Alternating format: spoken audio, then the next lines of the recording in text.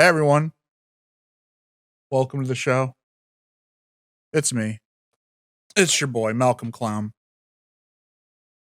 Yeah, I've been doing the show for a while now. Hair so greasy today. I haven't had time for a shower. Got two hosts, guest hosts today. My pals Nico and Graham. How's it going? Nico, Graham, are you there? Going good. How you doing? Hi, Malcolm Clown. Hi, Malcolm Clown. Hi, Malcolm Clown. Nico's a little crispy audio wise, but that's why we're all here. We're all here to get Nico a new computer. You know, Nico has been. That's what we're doing. Yeah, Nico has been very important to the entire Malcolm Clown experience. You all know my long running show, Game Time with Malcolm Clown. It was on the G4 network before we decided to go private, put it on Twitch for everyone to see. Power to the players. That's an old Malcolm Clownism. We're gonna be playing AI Dungeon, and I want to explain some stuff to everyone real quick. So let's just go. Let's go to the dungeon, shall we?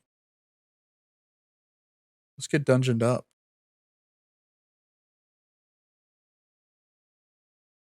Might be a little too big.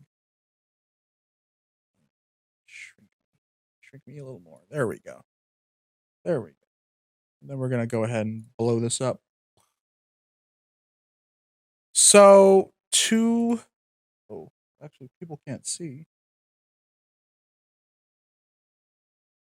We gotta start the fund. We're about to start with Malcolm Clown's favorite catchphrase. Sit on it, Potsy. That's my favorite catchphrase from another show. Like, are you asking my catchphrase or like a catchphrase like my top 10 catchphrases? Your top 10 catchphrases. I hate Mondays. It's got to be up there. What's today? What's today's date? It's June 18th. Okay.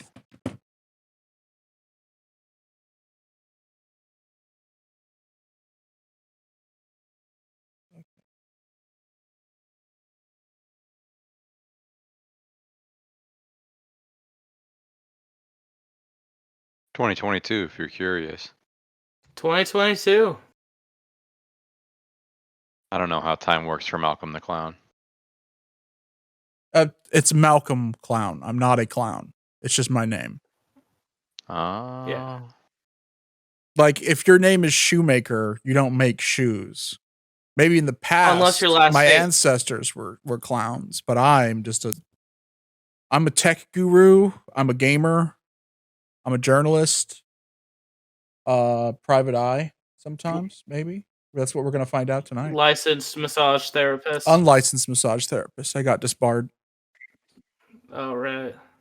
Yeah. Chiropractor, but rogue. Rogue chiropractor. So here's what's going on. We are saving up money to get Nico a new clown pewter. Her clown pewter died, so we need to get her a new one.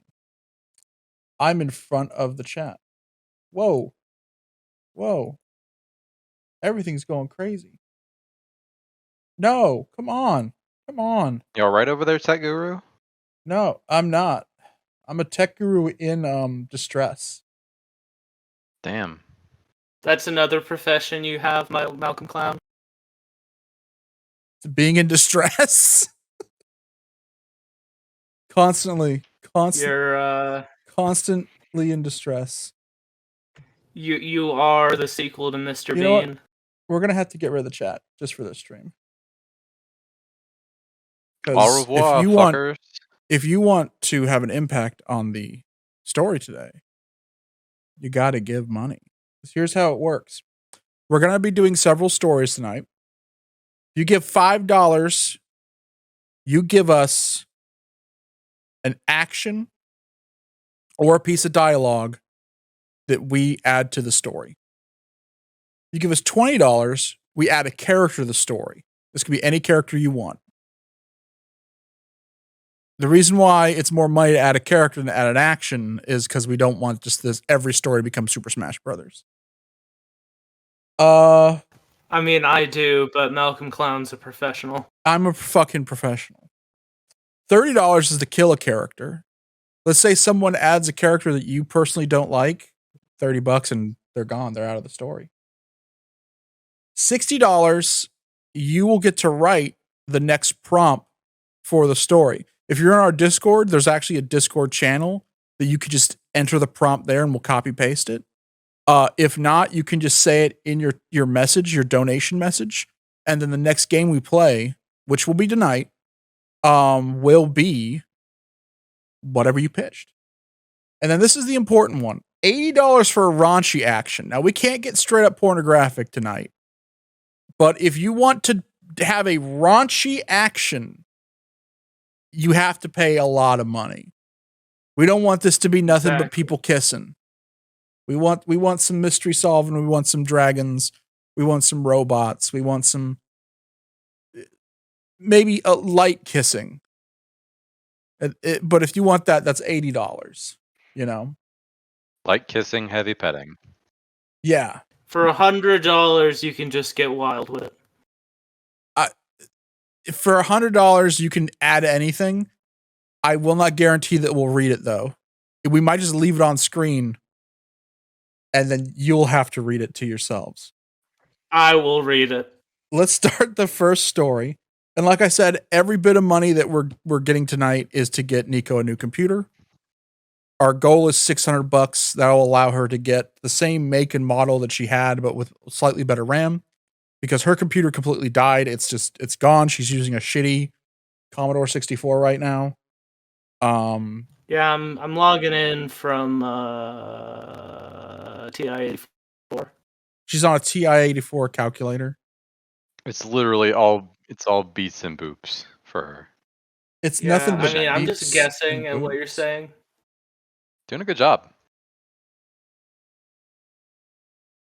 Are you keeping up with the Commodore? Because the Commodore is keeping up with you.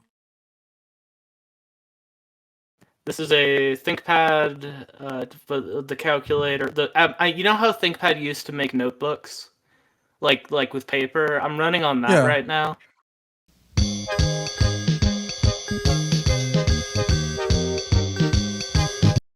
Okay. Anyway, game time, Malcolm Clown.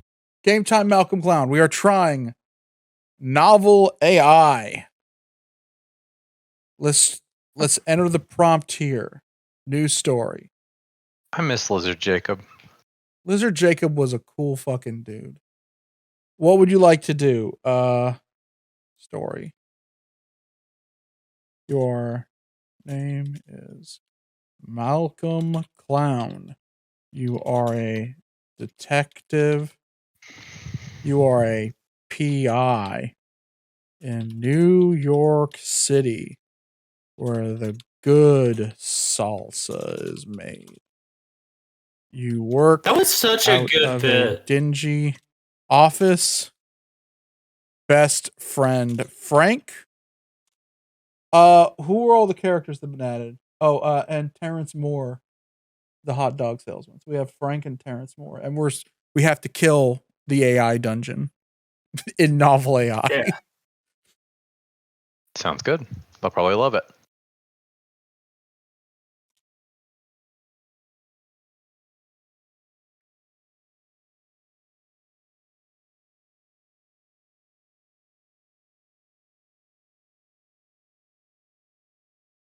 Okay, I'm going to copy this just in case. Your name is Malcolm Clown. You are a PI in New York City, where the good salsa is made. You work out of a dingy office with your best friend Frank, who is your male secretary because you are woke as hell. The year is 2022. Okay. The hell of a year. Malcolm. Good morning, Frank. Frank. Hey, Malcolm. What's new? Frank. Not much. What about you?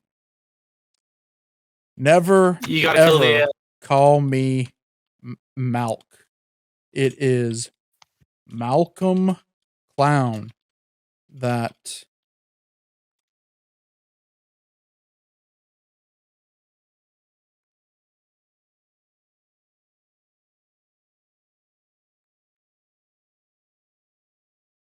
never call me Malk. It's Malcolm Clown. That was my father's name. Put some respect on it.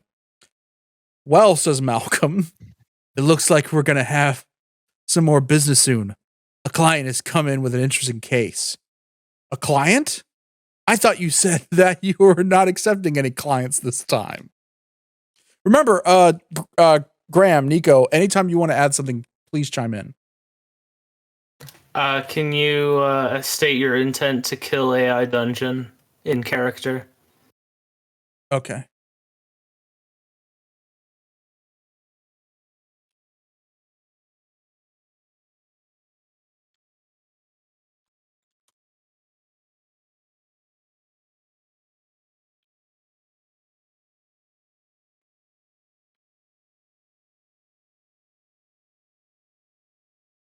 This client is special. He wants me to do something about a problematic AI. Something about a dungeon, too. An AI? Yeah. And a dungeon. Dungeons? Yes. Dungeons. Dungeons. Why would anyone want to go into a dungeon? It's a fair question. Kill the AI dungeon. And maybe on the way, we can get one of Terrence's spicy brat burgers. To kill the AI dungeon. And maybe on the way, we can get one of Terrence's spicy brat burgers. Oh, that sounds like fun. Let's do it. Well, we'll need to rent some equipment and gear for our trip. Can you help me find a place to buy some? I mean, buy or rent. Two men. We're Go Release to buy some gear at. We're Sorry, what was that? mortgage revolver. We're gonna need a what? A mortgage on a revolver. We're gonna need a mortgage on a revolver. Maybe in this economy. Your name is Frank Denton. You are a PI in New York City. What? I'm not Frank Denton. I'm Malcolm Clown. Frank's my fucking secretary. Well, you know what? Your secretary has already usurped you. This is a change in perspective. Frank has to fucking. This is a. Frank's got this. Don't worry. I'm retrying. You go to buy some gear at Terrence's Spicy Bratburgers, location Midtown Manhattan, New York City. It's a fast food restaurant, so don't expect much from it. But you've heard that their burgers are pretty good. Yeah. Teravan has tipped $11.51 for video games. VIDEOGAMES. Okay, so clearly you need to game hardcore at the Brat Burger store.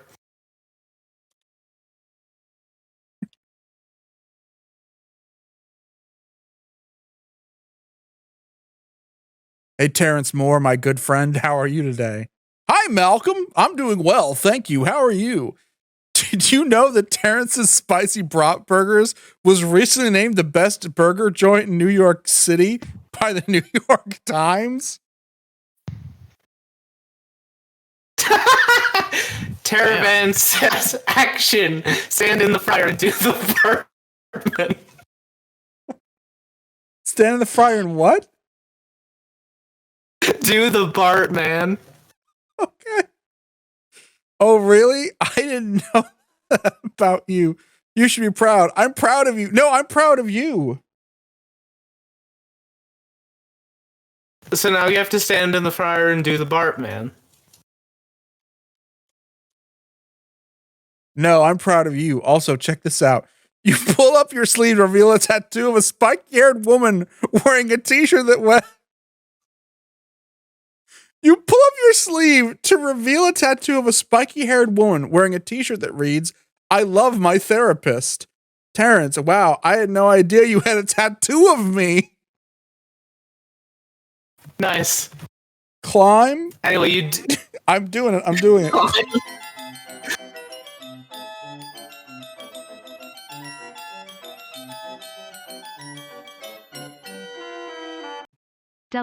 Climb into fryer, do Bart, man. www. It's my favorite wrestling federation. I climb over...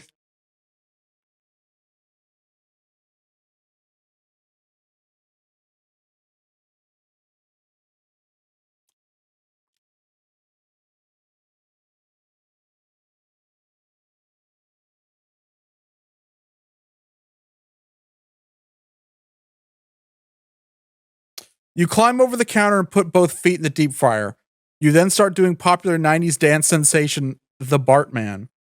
Terrence, wow, I love that song. You must be a fan of mine. Do you have any other tattoos of me? He still only cares about that tattoo. No, but I did just get a new tattoo last week.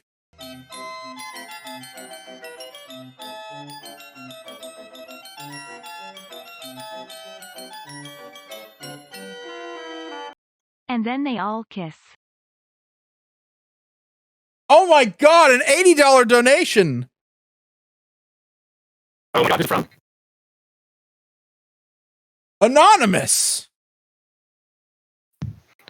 Holy cow. And they all kiss. You say, here are the lyrics to the Bartman. My life is so boring. I wish I could die. If only I had a reason to live, then I'd be happy and I wouldn't feel so sad. So if you see me walking down the street, just let me pass by. Don't try to stop me. Don't try to stop me. Because I don't care about anything anymore except for the Bartman. Terrence, that's awesome.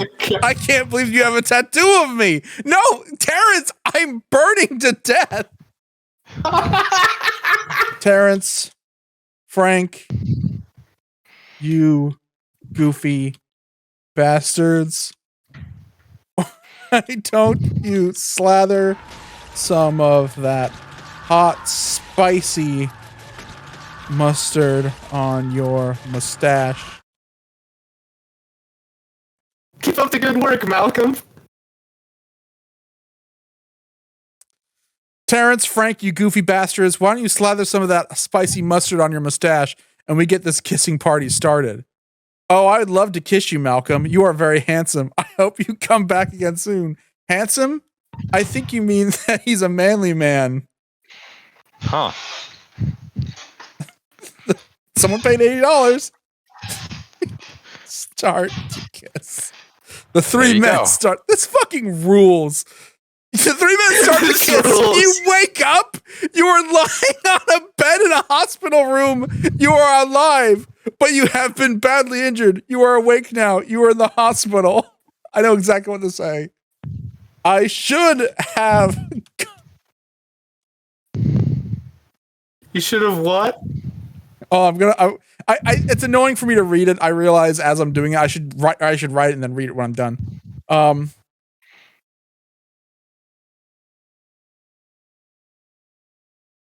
You say, I should have gotten out of the deep fryer before making out with my friends. You are in the hospital. You're awake now. You are in the hospital. You are awake now. No. Retry. Come on. You got that part. Frank, I guess you learned your lesson. I guess I did, but damn, those were good burgers. Yeah, they were pretty good. Maybe we can get them again sometime. Wow. That's great. We are at $211 so far. We're doing great. Holy shit. Nice. Hey, Frank. Anyway, I drew the Bartman getting deep fried.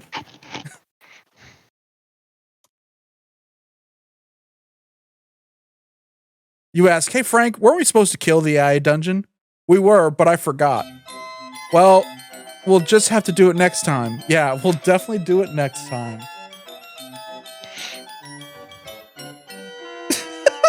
Add the character, Lisa Simpson, therapist. Can you put the art on the stream, Malcolm? I will.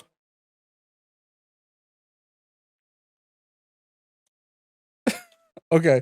Here's some art from Nico. And it's the Bartman in the deep fryer. Damn. Hell yeah. Okay. Malcolm's therapist, Lisa Simpson, walks into the room. Oh my god! Hello, Malcolm. How are you feeling? Pretty good. I feel like I'm recovering quickly. Good. You look good too.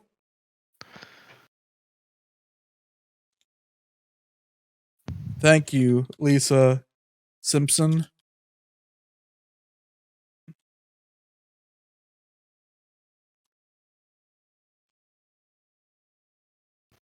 Jodo asks, hey Malcolm, Poppy in to see how long the stream is going to go on for, and the answer is until I pass out. And I woke up like 2 hours ago, so basically until Chris passes out or Malcolm needs to go Betty by. Yeah, I don't know who Chris is. Is that someone from Meme Chat? You're always talking about your Meme Chat. Yes. You ask, thank you, Lisa Simpson. What do you suggest I do about the painful memories of being grilled alive? There are many ways to deal with traumatic events. Some people like to talk about their feelings.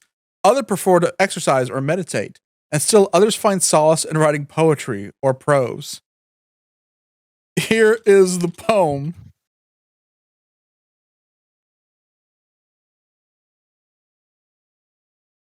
Here's the poem I wrote about being burned alive. I'm not going to take it. I'm not going to take it. It's going to break me. It's not going to break me. It's not going to make me cry. It's not going to make me cry. It's not gonna hurt me. It's not going to hurt me. It's not going to make me scream. It's not going to make me scream. It's not going to hold me down. It's not going to hold me down. It's not going to break my heart. I'm not going to break my heart.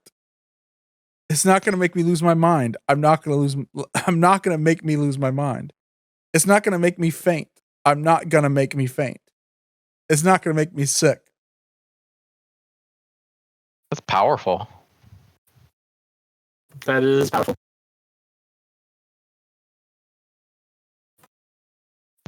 This poem is redundant, Lisa. I'm sorry. Oh no, Malcolm. This is great. It's just that you have already written a poem about being burned alive. Oh, right. Sorry. I guess I haven't yet dealt with the trauma of having been cooked alive. Can I $10. donate my $5 It's a for shame. top 10s later in the night if the story gets stuck? Otherwise 1 to 10,000 woodchucks? In the economy? And B. You know, the kids online always talk about Frasier, but the Tortellis? Now that was comedy. What the fuck is Tortellis? Yeah, we'll do top 10s. I know that's more of a Wayne Radio TV thing. But I mean, Wayne Radio TV and the Radio TV Solution gang. Shout out to Balp, by the way, for retweeting about this. Me and Balp go back to my G4 days. He was also one of Leo Laporte's much put upon assistants. Leo would just whip coffees at us, like, and not like hot coffees in a styrofoam cup. He would drink like chilled coffee, like Mr. Brown, and like one of those little like cans you get at like H Mart. He'd freeze those. Yeah. And he'd whip them at me and Balp.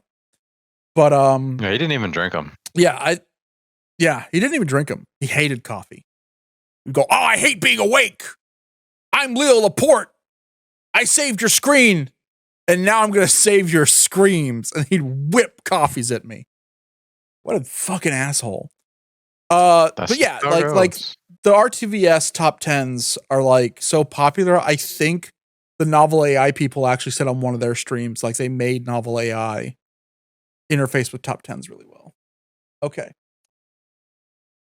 So we will do a top 10. And Falcon X7X actually wrote a prompt for a story that I think Nico is going to dig, that we're going to do after this one. All right. But I think it's time that we kill. I've been burned alive.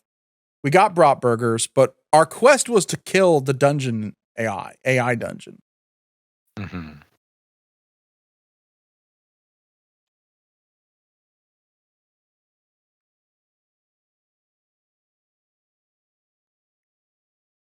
Lisa, what do you know about AI dungeon? What have you been keeping from me?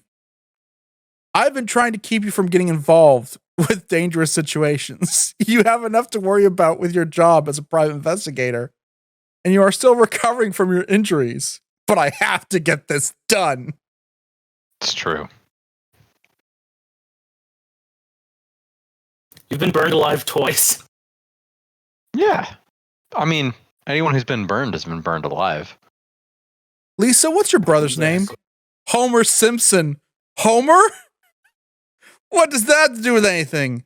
He's the one who created AI Dungeon. Ow! Now you have to kill Homer. Damn. Oh my god! Homer Simpson, who is Lisa's brother, created AI Dungeon. When he was young, Homer was obsessed with video games. He loved playing the game Dungeon Master. You remember that game? It's a fantasy role-playing game where you create a character and go adventures through dungeons. That sounds like a lot of fun. Anyway, one day Homer was playing the game when his character got killed. He was devastated, but instead of giving up on the game, he decided to make his own version of the game called Dungeon Master. Hey, Frank?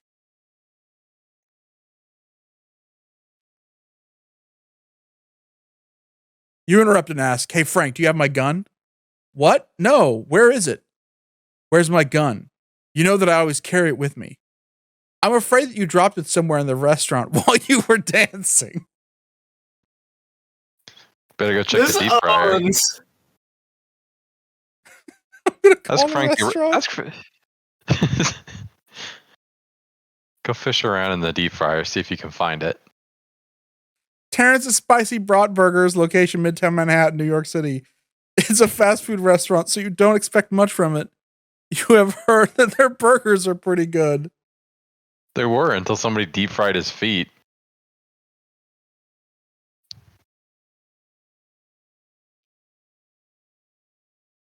Hey, Terrence, do you have my gun?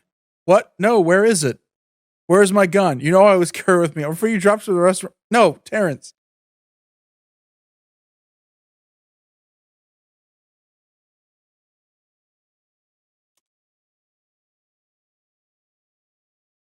I can't spell restaurant. Why do I always spell restaurant wrong? Because it's spelled weird.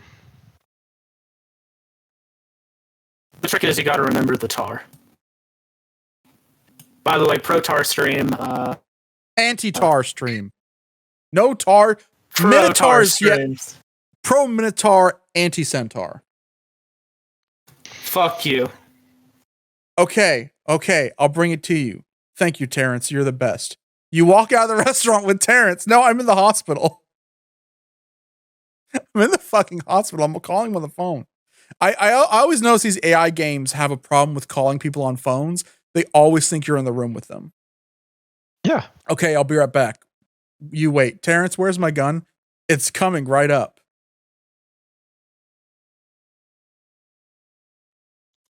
So, Lisa, where can I find Homer?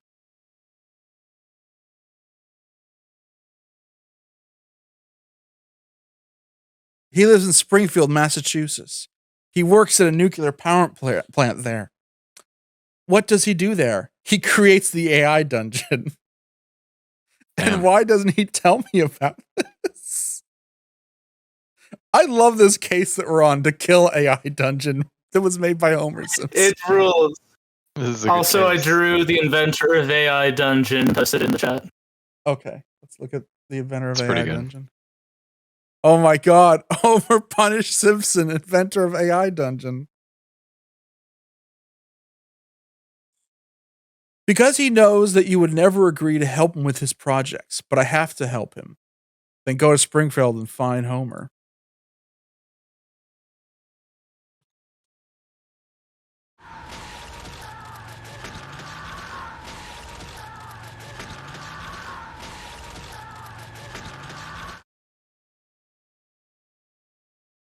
Hey, thank you for the Prime sub.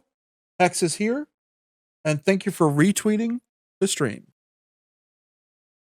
Terrence enters the hospital and hands Malcolm his gun. Thanks, Terrence. You saved my life. Wait, Lisa's saying that. Malcolm, Terrence, where did you get my gun? I found it in the restaurant. Makes sense. That all checks out. Don't worry, only slightly deep fried. It shot a hole in the deep fryer. Shoot Lisa Simpson in the head. Oh! Here's why. You're going to see why. Why would you do that? You don't even know her. Wow, that hurts. What? No. Come on. Gang, you should know when you shoot someone in the head, they die. Oh, Malcolm, I'm so glad you... Has a hard time with this. Ow, what the hell is that for?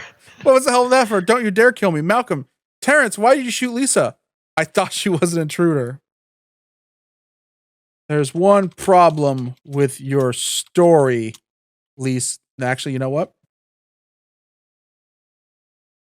Damn, there's 2 problems. There's 2 problems with your story, Lisa. What? First, Terrence is the only person who was in the restaurant. Second, I saw you leave the restaurant with my gun. This sucks. You know what? I'm going to rewrite that. There's 2 problems with your stories, Lisa. The first problem is... There's a top 10 problems with your story, Lisa. No, hold on. I know. Fuck.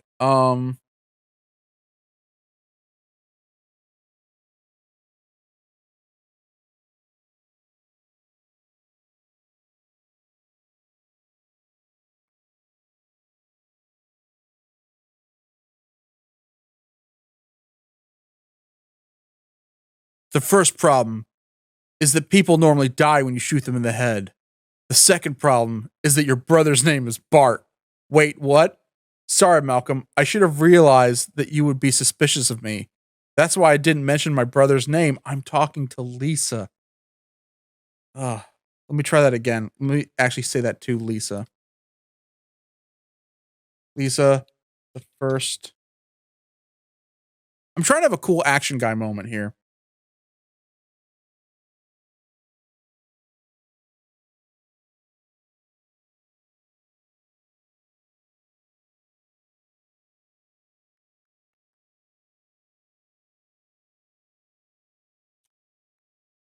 Okay. Lisa, the first problem with your story is that people normally die when you shoot them in the head. The second problem is that your brother's name is Bart. Bart, what are you talking about? You've been working with your brother Homer to create Hi Dungeon. Homer, that crazy. The AI is so stupid. It forgot that it set that plot point up. It's okay. We're going to keep doing this. We're rolling with this one.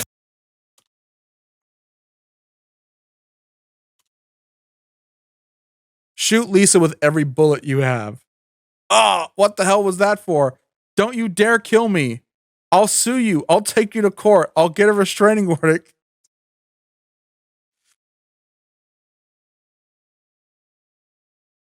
Lisa dies from her wounds. Oh, no. What's the chat saying, Graham, by the way? Anything interesting in the chat popping up? I don't want to ignore the chat while we're having fun with AI Dungeon. But for reasons I can't go into, I'm having a hard time reading today. It's almost like my vision is obfuscated by a big red object. That happens. Lisa dies from her wounds. You wake up. You were... no, let's retry that. Lisa dies from her rooms. It's okay. We got...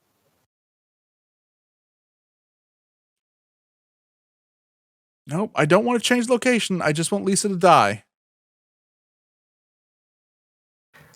You're doing this. You're getting ready. Okay. You are standing in a Also, small room back with energy no if you windows. some water. There is a large mirror on the wall opposite of you. Lisa's dead body lies in a pool of her blood. You hear the door open and close.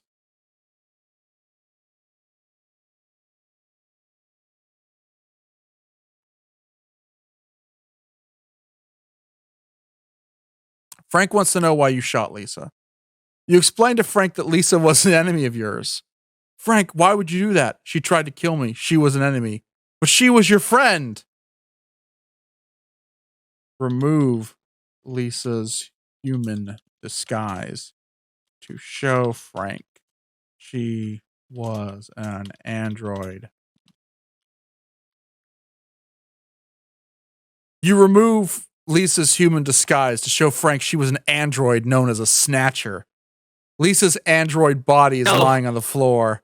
You are wearing Lisa's clothes. Frank, I can't believe you killed Lisa Simpson. Yes, Frank, I did. Well, now we have to draw fan art of that. Oh, I muted myself. So it goes. Or rather, I killed a snatcher disguised as Lisa. The real Lisa would know that her brother's name is Bart. Sorry, what? Your free trial is over. Oh, no. Well, I'm going to have to buy a full trial to continue the stream. But Lisa was an android. How could you kill an android? The same way I killed the real Lisa with a gun. Wait a minute. Oh no, I murdered the real Lisa Infiltrate too. Homer's nuclear power plant base, disguised as the dead Lisa Malcolm Simpson. Clown heel turn. Okay, I'm gonna see about getting a full subscription to this real quick. This is the best fucking stream. This is our first AI dungeon stream, or novel AI stream, and already it's off the fucking chain. Thank you. You put on Lisa's face as a mask. Lisa's face is covering your own. Oh, now I have to add that. Frank, I think I see what you're doing here. You're trying to fool me into thinking you are Lisa Simpson. I'm not falling for that trick.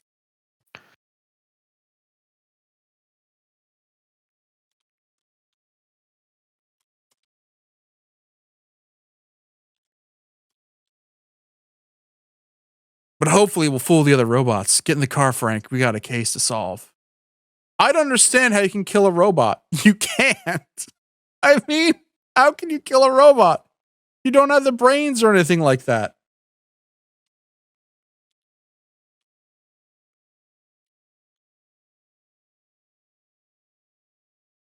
Just get in the fucking car, Frank, or so help me. Frank gets in the car. Lisa's dead body lies on the floor. You are driving Frank's car. Lisa's dead body is in the trunk. You are wearing Lisa's clothes. And face. Yeah. It just comes back as to that. depicted in this lovely fan art. Man. We're driving to Springfield. We have a mission. Here's the Malcolm. Malcolm as Lisa. This is such a fucking good stream. This is like some Silent Hill shit. Lisa's dead body's in the trunk. Lisa's dehumanize yourself and face the bloodshed. You know, Jeff Vandermeer is really knocked it out of the park on this one. Sometimes that's just simply how it goes. Frank and Malcolm drive to Springfield's power plant. It's obsessed with Lisa's dead body being in the trunk. It's a big Simpson fan. It just cannot Can't go. get over the fact that you killed its favorite character.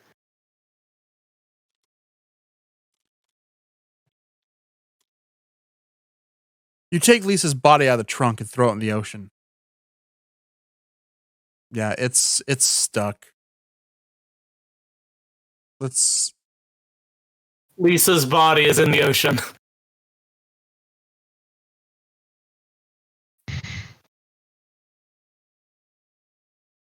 Okay.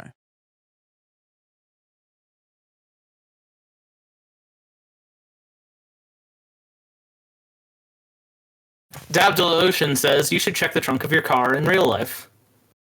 I don't have a car. Huh. It's messing up. Problem solved. Live from Coney Island, it's Malcolm Clown.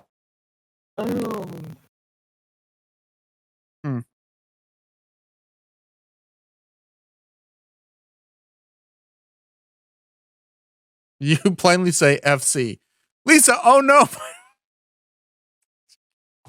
No, she's dead. She's dead, novel AI. Lisa is dead. Okay, story. Lisa is dead, but is alive, and you're in Springfield.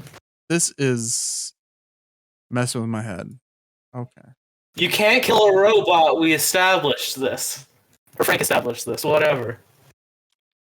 Lisa's dead body explodes. Lisa's dead body is thrown out of the car and lands on the ground. Lisa's dead body is blown apart by an explosion. You were staying in a small room with no windows. Hates Windows. You're gonna just delete that. No last Windows. Macintosh only. Linux.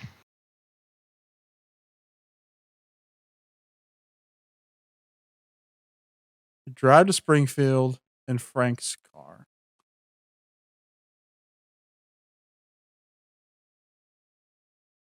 Oh my god. It's just I guess this game does not like it when you kill characters. It just does not like it. Don't go near the ocean. It's so loud.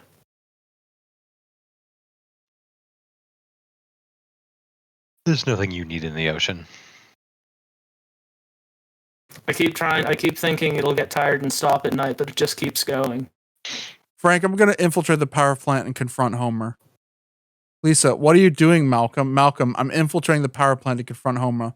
Lisa, that's insane. Why would you do something like that? Lisa, you died. You were shot and then blown up. What are you doing here? I'm not dead. I just took a nap. You didn't kill me. I came back to life. I'm the real Lisa Simpson. I'm a robot. Hell yeah, let's go. Getting some conflicting reports here.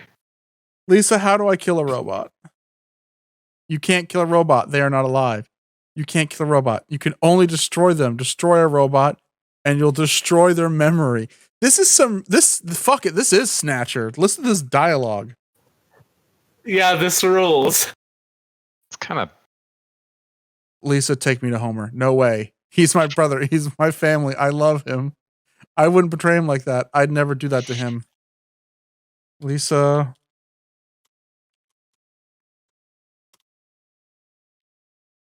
Lisa, what do I have to do? Remember, Nico and Graham, if you have any suggestions on what you want me to do, just let me know. Lisa, what do I have to do to destroy have you take... Lisa? I tried. No, try destroy Lisa with gun. Okay.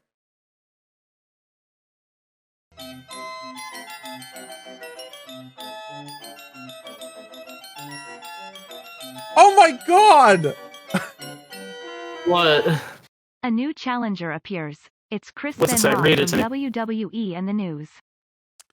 A new challenger appears. Chris Benoit from WWE and the news from CVMMO. Lisa's android body is destroyed. Lisa's dead body is thrown out of the car and lands to the ground. Lisa's dead body is blown apart by the explosion. Lisa's dead body is thrown out of the car and lands on the ground. Cool. And Chris Benoit shows up?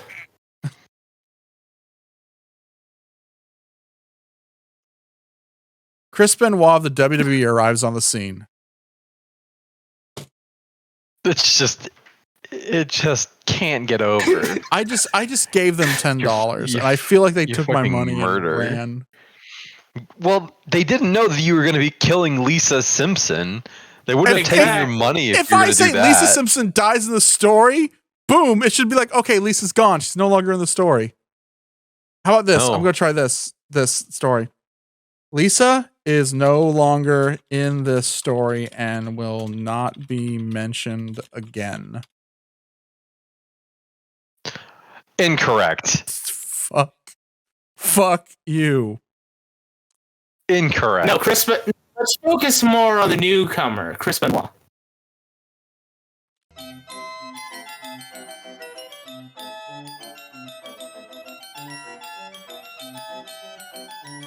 Read it to me.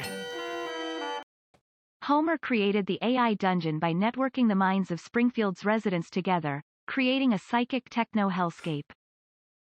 Homer created the AI dungeon by networking the minds of Springfield together, creating a psychic techno hellscape. Chris Benoit, I'm here to save the world from the robot uprising. Lisa, we're going to stop the robots. Lisa, the robots are coming to kill us all. Lisa, we've got to stop them before they destroy everything. Chris Benoit of the WWE, can you destroy Lisa Simpson once and for all?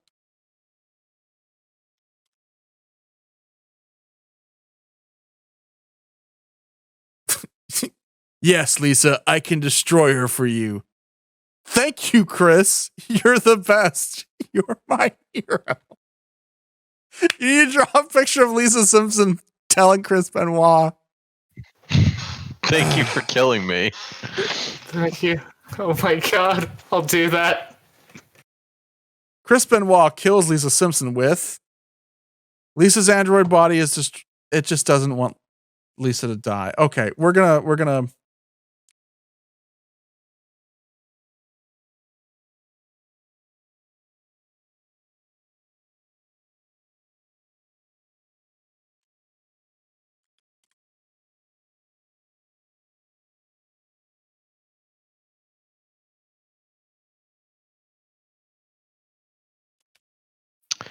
Oh, evidently there's a side menu according to Falcon 7 X7X where you can enter major plot points to the memory, so it doesn't keep ignoring them, and it works like 40% of the time.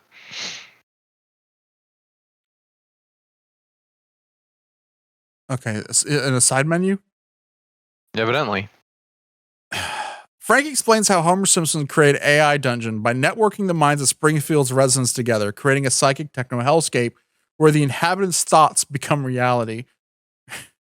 Oh, wow. That's fucked up. Okay. Memory. The eye will remember down there.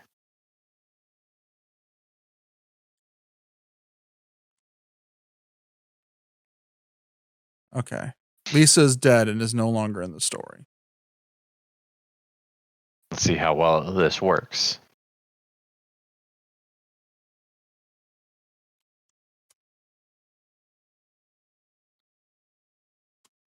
No, thank you, Falcon X7X. That was perfectly concise, and we found it because of you. Yeah, Falcon X7X, never apologize for anything you ever do in your life ever. You're one of my favorite people on this planet. That's not a Malcolm Clown loves you.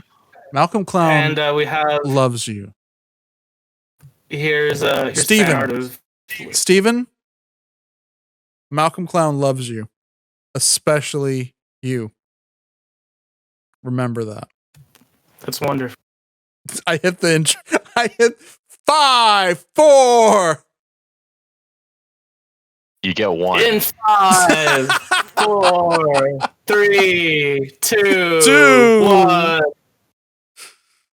Yeah, Frank, exactly. The dreamer's mind becomes reality. No, but seriously, Steven, thanks for helping. If you ever give advice, never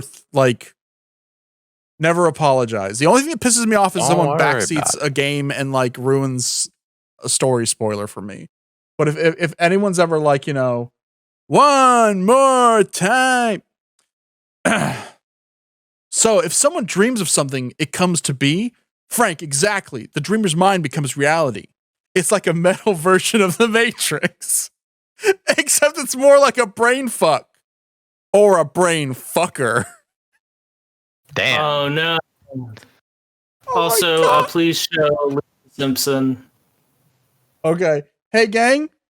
If you are a fan of Game Time with Malcolm Clown and all the content from Reload Last Save, we now finally have a name for our fan base. You're a brain fucker. Brain fucker, yeah. Thank you, Chris Benoit, for removing my robot body from the story forever. XOXOXO. Wonderful. Okay. Chris Benoit, go to sleep and dream.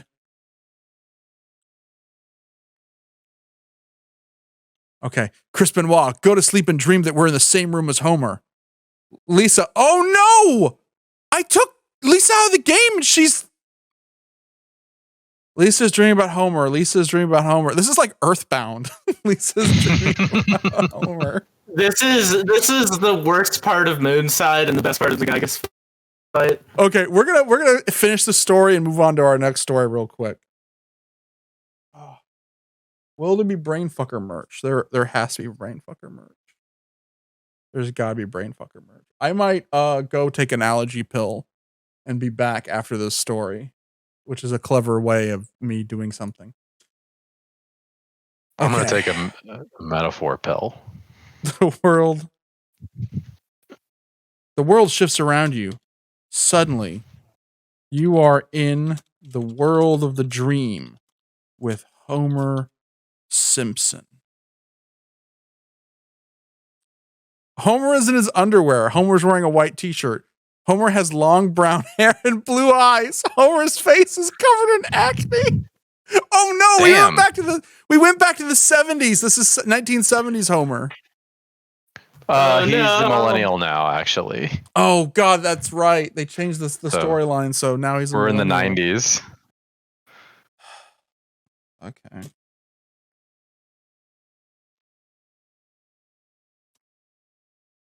Homer's teenage Jesus. That's our Homer. Homer, have you created AI dungeon yet? I have. And I've given it to you. Now you can use it to destroy the world. Just remember one thing.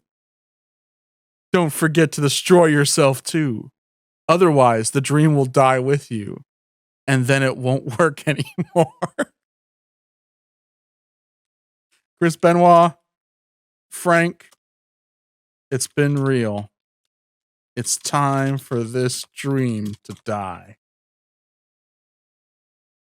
Chris Benoit, Frank, it's been real, but it's time for this dream to die. Goodbye, Chris. Thank you, Chris. You're my hero. You're my savior. You're the best. Lisa Simpson just loves Chris Benoit. Lisa, Exactly. God bless her. She just imprints on the first celebrity she sees in every episode. Lisa, are you aware that Chris Benoit killed his family? No, but he did it for me. We finally got it. We finally have a reasonable reason to destroy the Chris Benoit Innocence Project. He said, no, but he did it for me. He saved the world for me. Thank you, Chris. Damn. Anyway, I drew Homer again. Homer Dreamscape. Chris Benoit crushes Lisa Simpson's head like a grape under his heel. Lisa's dead body is thrown lands on the ground.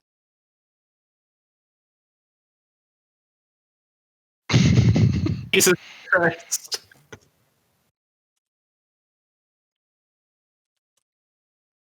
I input the self-destruct code in the AI dungeon. AI dungeon destroyed. Lisa's dead body is thrown out of the car. That's just a flashback that keeps coming back around. They just play it over and over again for laughs. It's fucking insane. Jesus Christ. I did it. AI dungeon is destroyed, and with it, the world. Akira says, stop with the Chris Benoit Innocence Project spoilers, Malcolm Clown. Lisa, what? Why? How can you do such a horrible thing? You killed your family. They were innocent people. Wait. Am I Chris Benoit? I hope not. Oh no. No, I'm not. But I am your dream. I dreamed of you killing your family. And now I made it come true. Oh my god! Lisa Simpson dreamed of me becoming Chris Benoit and killing my family? What a way to go. Is that what I'm getting?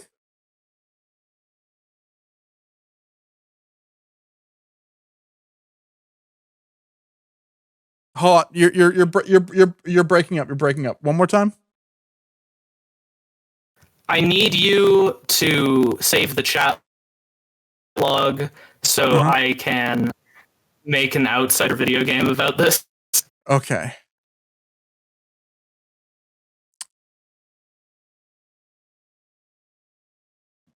The dream ends. Lisa's dream is over. Lisa wakes up in her bedroom. Oh no. Chris Benoit killed his family. And I caused it to happen. Scene. The credits roll. Directed by David Lynch. The credits roll. Directed by David Lynch. Written by William S. Burroughs. Oh, is that good or bad?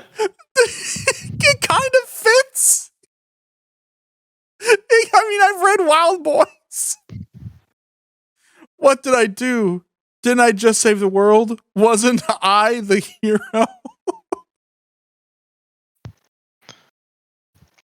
Lisa just can't accept that she was a bit player in this one.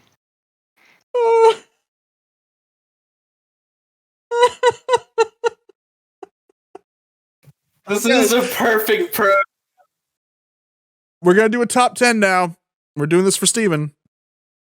Top 10 victims of Lisa Simpson's Benoit. dream and why. Sorry, what was that, Nico? Top 10 victims of Lisa Benoit. No, Lisa Simpson's dreams. Top 10 victims of Lisa Simpson's dreams. 10. The family dog Rover. 9. Marge Simpson. 8. Bart Simpson. 7. Maggie Simpson. 6. Principal Skinner. 5. Groundskeeper Willie. 4. Ned This is going to name Simpsons characters. 3. Santa Claus. 2. Mrs. Krabappel. 1. Everyone in the world. It was a nightmare. I don't want to go back there. I don't blame her. That sounds horrible. A third impact happens. Lisa's dream continues. I'll never let anyone hurt me again, and I'll always protect those who need it. That's what heroes do. Yeah, evidently. This is a fucking nightmare. Fucked. Because I'm a girl, and girls are the best. Girls rule. I mean, that's true. I need a picture of Lisa Simpson, end of Evangelion, and it just says girls rule.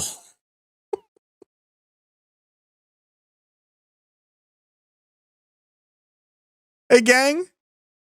Girls rule. I need you all to know that. Rule. Girls rule. I was trying to watch an Evangelion. Well, I think we need a new story, right? We do. Sure. We need a new story. I think that was a fabulous story. I want to thank everyone. We're halfway to our goal. We're going to take a quick break and we'll come back with a new story, okay? So we'll be right back.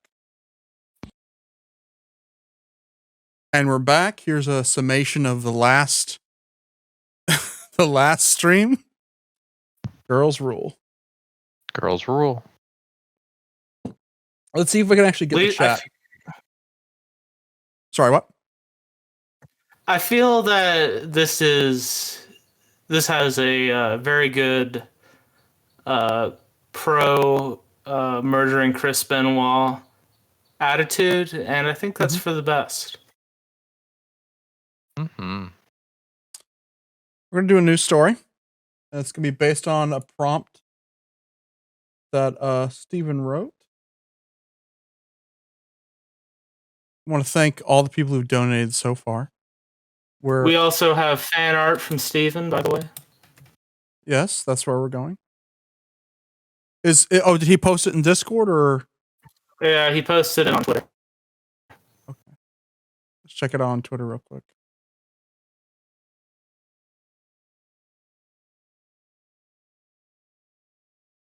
Let's go to Twitter real quick before we start up our next story.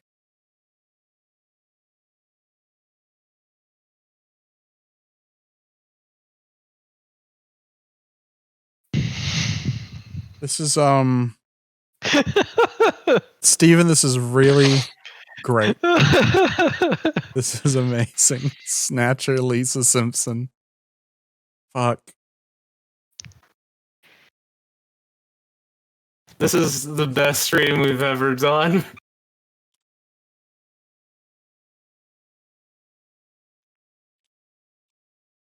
Can Ralph Wiggum be the protagonist in the next one? We will add Ralph. Yeah, you know what? Fuck it. Ralph Wiggum. But I have to go to IMDb real quick first. And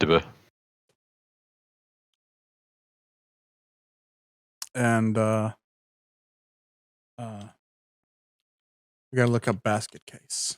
Film Basket Case.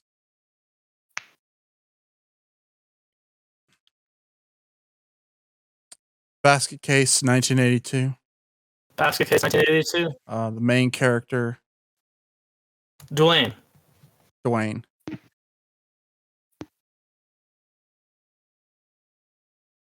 So here's our next prompt. And this was from Stephen Ray Garza. Air Belial. Basket Case 4.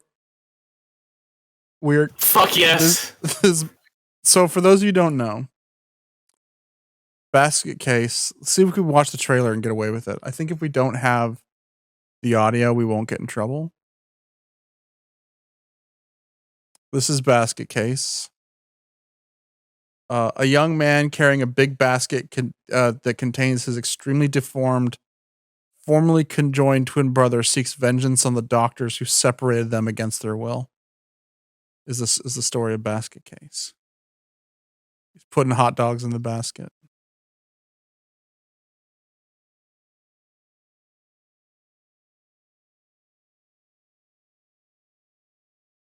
Oh no, she's gonna look inside the basket.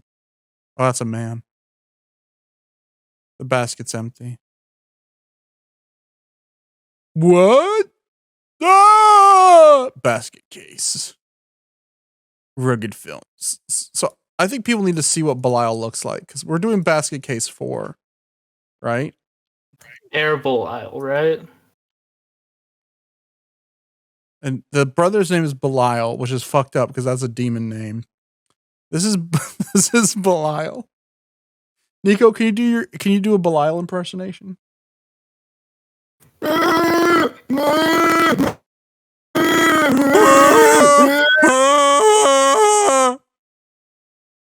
That's what Belial sounds like.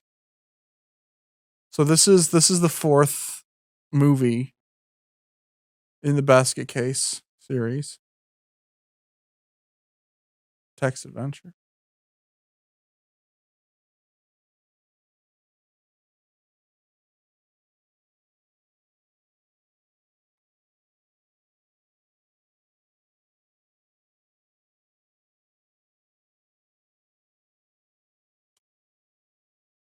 How's Belial spelled? Okay, Belial. B-I-A-L. Just like that.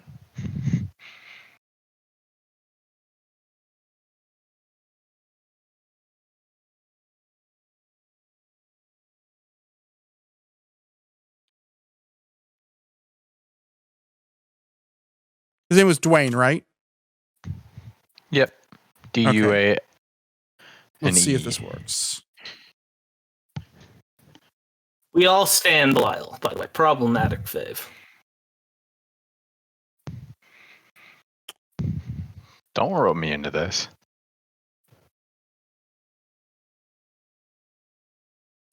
Except I don't know why it's not going. I've never stanned anyone in my life. I don't plan to start now. Come on.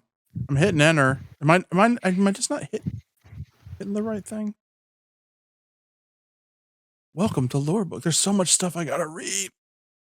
Yep. AI Dungeon was a lot simpler, but AI Dungeon's not fucking working. Yeah. Perhaps those two are related. A young man carrying a big basket that contains his brother's extremely deformed. A young man carrying a big basket that contains his extremely deformed, formerly conjoined twin brother seeks vengeance on the doctors who separated them against their will. After getting revenge, Belial, the malformed twin, looks to join the NBA. You are his twin brother, Dwayne. He has been separated from you for so long that he has forgotten what it's like to be part of a pair and wants nothing more than to reunite with you again. His only hope lies in finding someone who can help him get back together with you. I hope he makes it. Draft Belial to your torso. I knock on Belial's basket. Hey, says Belial. Hey, says Belial. What do you want? I'm looking for my twin brother. Belial looks at you suspiciously. Your twin brother? What does he look like? You knucklehead.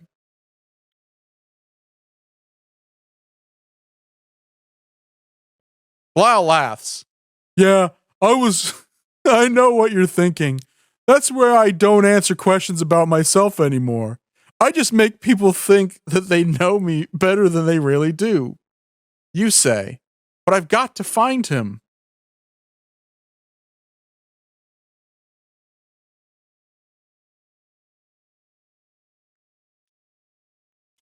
The false Belial.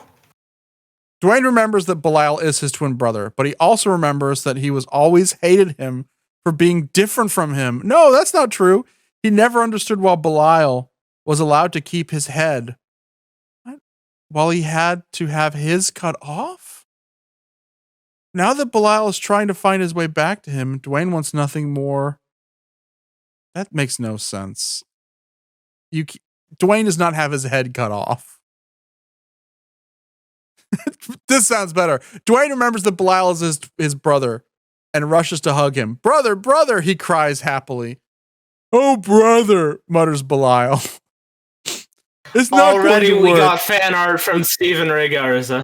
No one already we ever got thinks fan of art. me as anything but an evil demon. Okay, let's look at the fan art. Could that head thing have been talking about circumcision? But you don't get your penis head cut off. You just get a little around the tip. I mean, maybe you didn't. Okay, you're right. Graham, we're going to have I mean, a really I've already serious talk had- with your mole.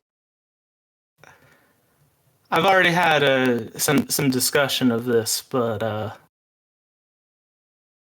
I think that you should be able to jelk it back to full length and then get it circumcised again. We're not going to talk about jelking on this stream unless someone pays $80. Fine, someone pay $80 so I can tell my terrible joke. Oh no, Sold Out Boy, have Dwayne's head cut off. No. Have Dwayne's head cut off. Sold Out Boy, I'm gonna go against my word because I said $5 for dialogue or action. I'm not gonna enter that in because I need confirmation from you. Is he getting his head cut off or the tip of his penis cut off? And I will wait until I get my answer. Is it his actual literal head or am I cutting Dwayne's penis head off? These are the real questions.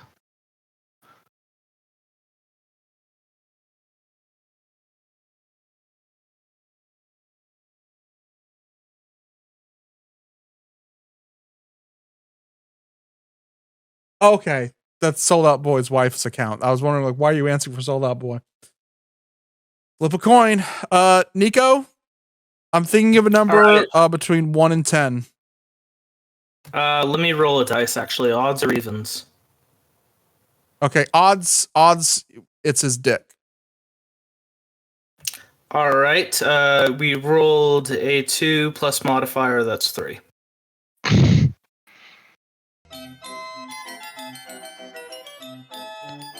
Odds are, it's his dick.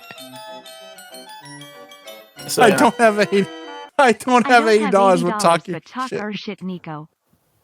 What? Someone paid $15 for you to talk about joking. Okay, so I think that you should be allowed to, like, post-circumcision, be able to jelk it back to full length, and then get circumcised again. Would that be better? I think that would prove twice your devotion to your faith, and yes. I guess that makes sense. Chris, your thoughts? How do you spell cupboard? CUPBOARD.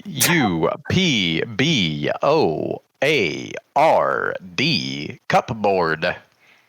Oh wow, cupboard is cupboard? That's crazy. Take a pair of scissors out of the cupboard and cut the tip of your dick clean off. You take a pair of scissors out of the cupboard and cut the tip of your dick clean off. Belial takes a step back. What did you do? Just wanted to see if you were really my brother or not. You mean you didn't really cut your own penis off? Just the tip. I did. You say just the tip.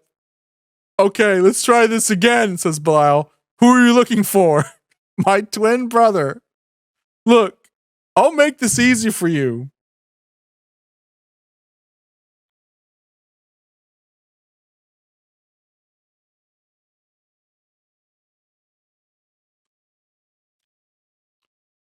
Belial shows you his driver's license and proves he is your brother. Well, thank God, says Belial. Now I can finally get some rest. He then walks away without another word. You say, wait, where are you going? I'm going to find out where Belial's going. I'm just going to hit enter. Belial stops. I'm going to bed now. Good night. As he walks away, Dwayne realized something strange about his brother. Brother, I have to ask you something. I'm letting the story write itself. I'm intrigued. Yes, brother. Do you still have all those horns growing out of your head? Horns? What are you talking about? The horns. Oh my, it thinks that Belial's an actual demon because Belial is a biblical demon.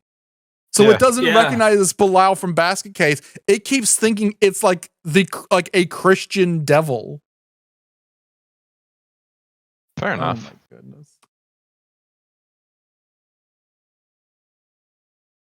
Oh yeah, right. They're called hair. No, they're real horns. Are you sure? They could be implants. Listen, whether they're implanted or not, they're real horns. That's my view on it. I think that you should like.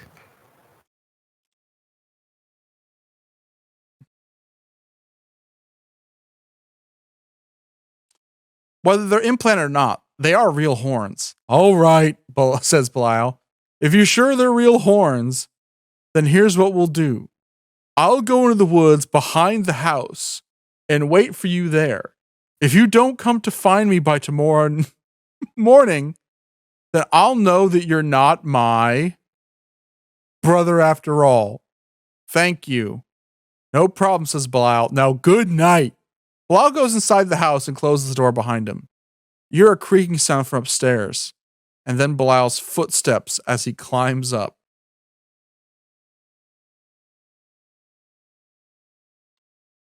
Sleepy boy.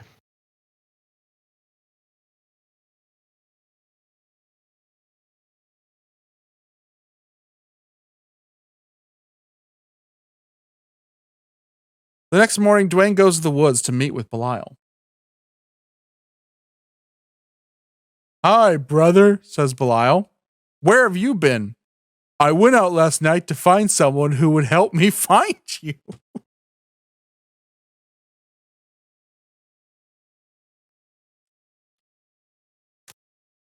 We live in the same fucking house, Belial.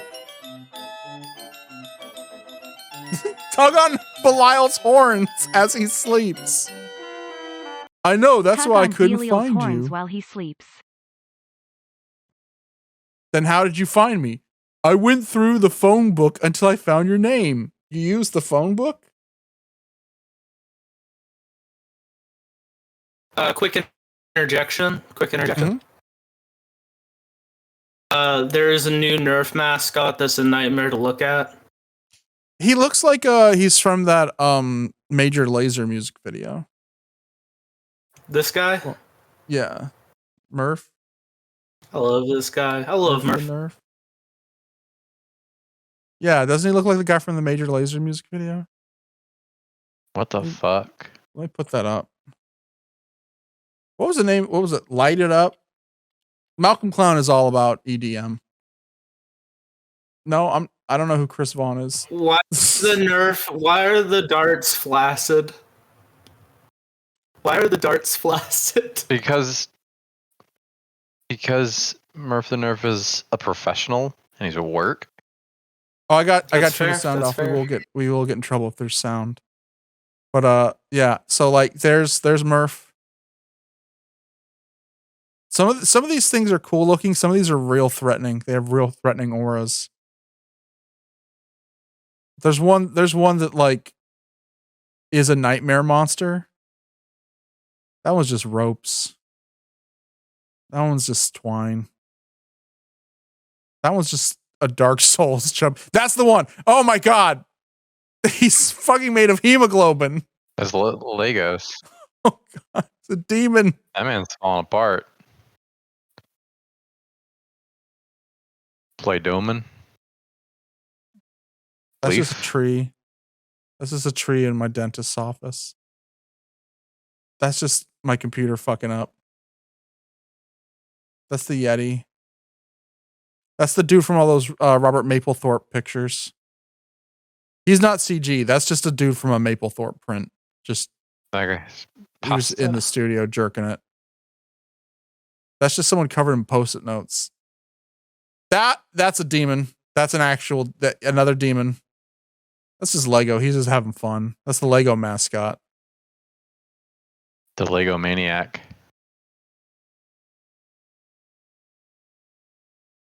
That's what it feels like to choose 5 gum. That's a plague bearer. He should not be dancing and having fun. He is spreading noxious. That person died. They got fragged. They got telefragged.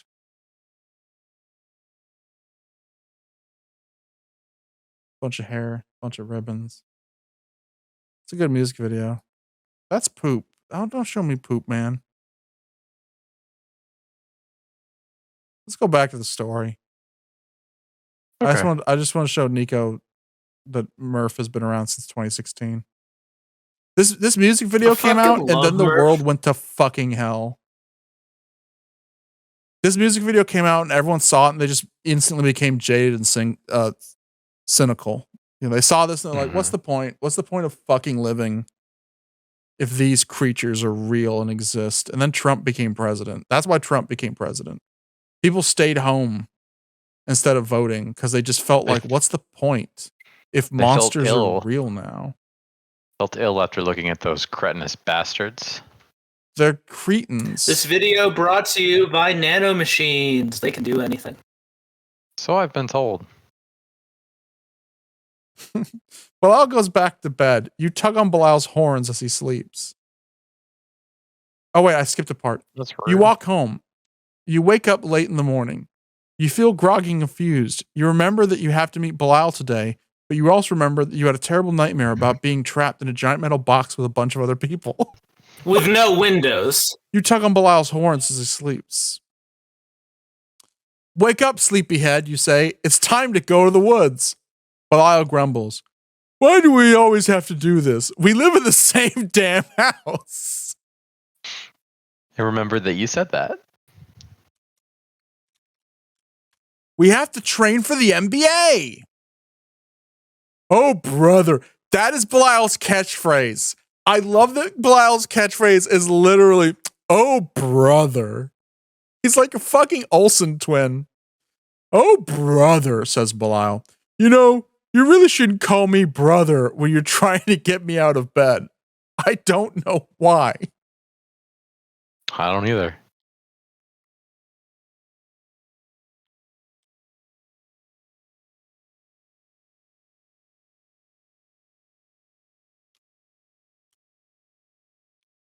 This rules, not gonna lie. Now, come on. We need to cut logs with a big axe so you can grow muscles to play basketball better. I thought we already did that. No, that was yesterday. You say, let's cut more logs. Fine, says Belial. He gets up and starts walking toward the woods.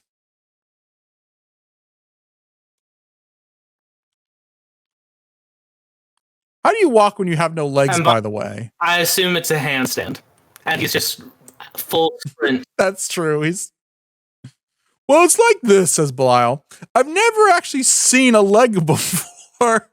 So I just imagine myself having a leg. And then I walk around. It works pretty well. What kind of Winnie the Pooh fucking logic is this? Why does Belial and Dwayne now live in the 100-acre woods? Peter S. Beagle wrote this. It's good. And for that we stand. Jesus Christ. Okay. The two brothers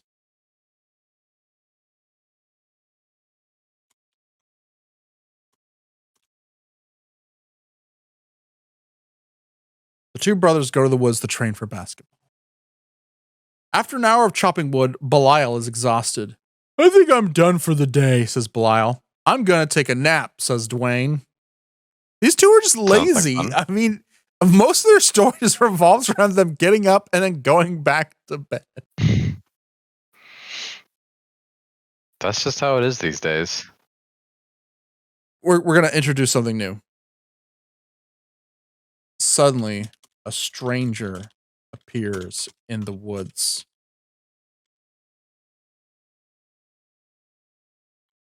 What's a good basketball team? The Wizards?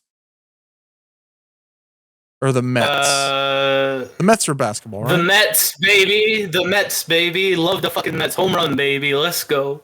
Suddenly, a stranger appears in the woods. He's a talent scout for the Mets. Hello, boys, says the scout. What are you doing here? Dwayne looks at Belial. I told him to cut down trees. I'm sorry, says the scout.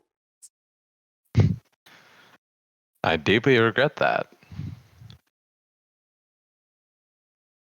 Do you work for the Mets, the NBA team? No, says the scout. I work for the Mets. Oh, God, this guy's another fucking Alice in Wonderland, Winnie the Pooh-esque character. Why are you working for the Mets? Asked Belial. Because I want to be a baseball. Oh, shit, the Mets is baseball, isn't it? Whoops. Yeah, this was a prank. This was a prank. Oh, you've been pranked. I'm so sorry. I'm so sorry, Malcolm. Get out of here. We love basketball. Sorry, says the scout. I have to follow my dreams. The scout leaves the woods.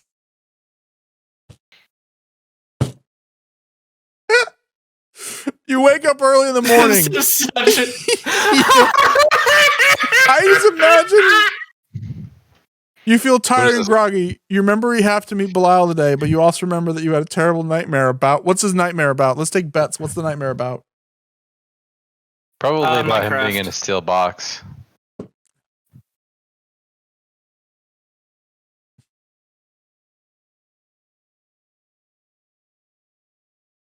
What about Aylmer from Brain Damage? Remember Aylmer from Brain Damage? Aylmer from Brain Damage. He's not as not as lovable as Belial. I mean, yeah, because he's Brain Damage is really good just for the shower scene. When he goes in the shower and there's just this jacked up naked guy with a Village People mustache, and he's just like, just "Hey, don't worry, showing man. earnest concern. No one's gonna hurt you." Like I think he thinks the main character is on drugs, because like, for those who don't know, he's going to suck the guy's brain out with his magical. He sucks a different guy's brain out. He sucks a different guy's brain out, so he's kind of freaked out. He's kind of freaked out, and the guy in the shower, the obviously giant, buff, naked gay man, shows genuine concern. And he's like, "Hey, man, it's cool. No one's gonna hurt you. No one's gonna hurt you here, man." And it's like, I remember watching that with my friends, and it was before I came out of the closet. And I remember just going, "Fuck yes!" Oh wait, oh no, I don't want to see this. I don't want to see where this is going. You have a dream about a terrible nightmare. Sorry, you have a terrible nightmare about Minecraft and a giant snake. You feel very sick and dizzy. You have a headache. You try to remember what happened last night. You remember that you were playing Minecraft with Dwayne and Wait, am I the scout now? Oh no, the story perspective has shifted. I am now the talent scout. I went back and I played Minecraft with them. Fucking chucklehead. Oh, by the way, do check the Discord for the funniest thing I've ever made. Okay.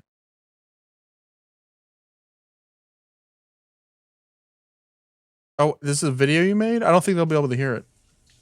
Oh, we can't show it. We can't show it. I don't know how. He's just showering. Yeah. Oh yeah, it's you. Okay. Yeah. Hey, it's cool. What's gonna bother you? Please, everyone, enjoy. The one time I went to Denver as a bit and got drunk as hell, like, immediately. Hey, if we get taken off the air for that, then fucking Twitch's whole Pride 2022 thing could go fuck itself. Exactly. This is. It's just a man. It's just a man rubbing his chest in the shower. You don't see any bits. You don't see any. There is no genital in the picture, nor butt.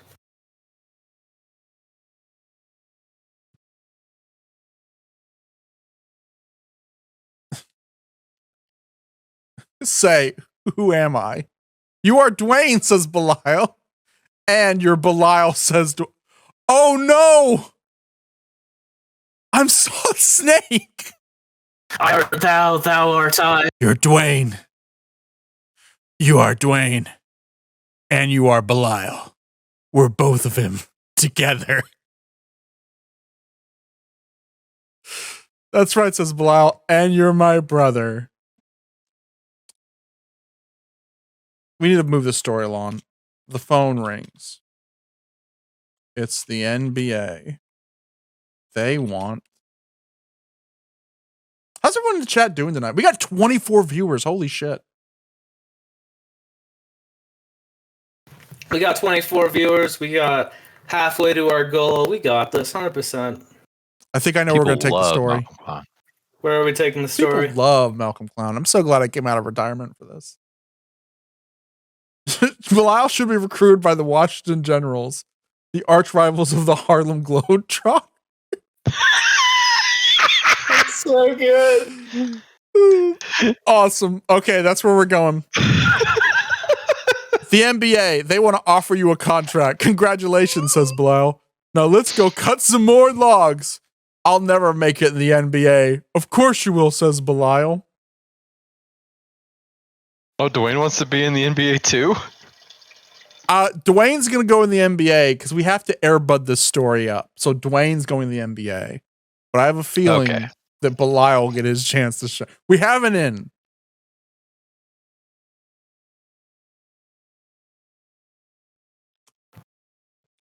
This is the best stream we've ever done. You get in the car with Belial and drive to the NBA headquarters in New York City. There you meet with the president of the NBA. So you're the kid with a big dream, says the president. Tell me, how much do you think you can bench press? 500 pounds. I said 900. 900. Damn. 900. Good enough, says the president. Here's your contract. Thanks, says Belial.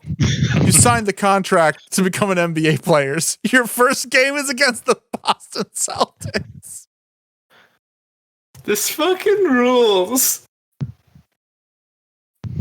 I like the way that it's implied that your first game is against the Boston Celtics, but it's just you versus the entire team.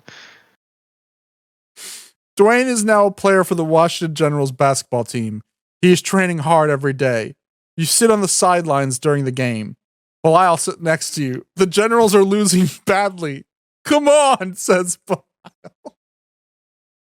If people want to give for the stream, now's the time to do it because we could just make this fucking basketball team the B horror movie fucking dream team. This could be like Canon Films equivalent of Space Jam. This could be like, imagine, if you will, not like juiced up main character brain damage, but imagine Aylmer from Brain Damage just flopping on the basketball to dribble it. Jodo, the donation link is below. It's a picture of the official Poe collector, the Poe collector from Zelda. It just has the big words donate. So if you donate there, it keeps censoring people. Do I have it made so you can't? Oh, you're on mobile. Fuck. Wait, Hajnal Indot put sunglasses on our illiterate meme. Our illiterate emote now has sunglasses. Oh yeah, I also did that, but with the Nice. think emoji. Okay, someone has Jodo's. Okay,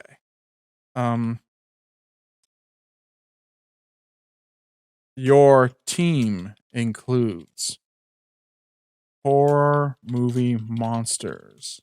Like. Your team includes. Here we go.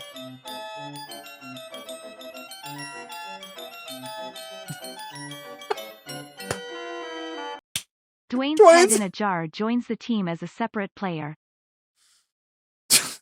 Your team includes horror movie monsters like a mummy, a zombie, a werewolf, Frankenstein's monster, Dracula, a vampire, a mummy's curse, a skeleton, a witch, a zombie, a werewolf, a voodoo doll, a killer robot, a cyborg, a monster from outer space, a demon.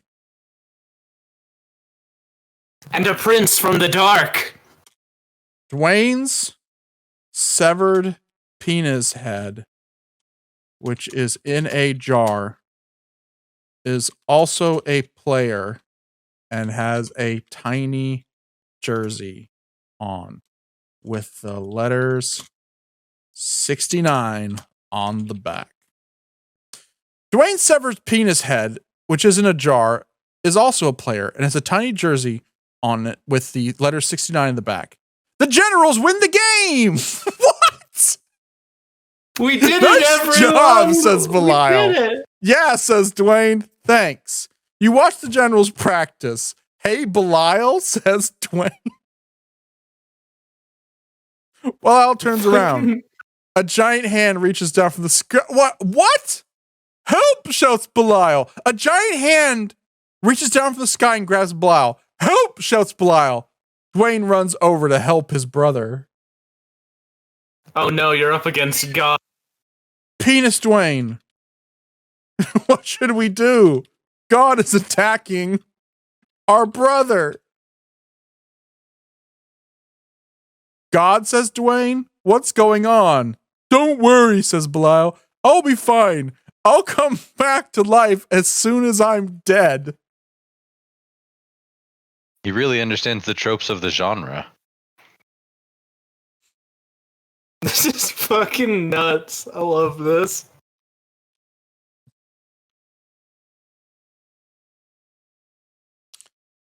I pray to God to not take my brother, and God agrees. Belial gets up and walks away. You see Belial standing alone by himself. Hi, says Belial. What are you doing here? Asks Dwayne. The fucking dream logic in play here rules. A week goes by. Something else.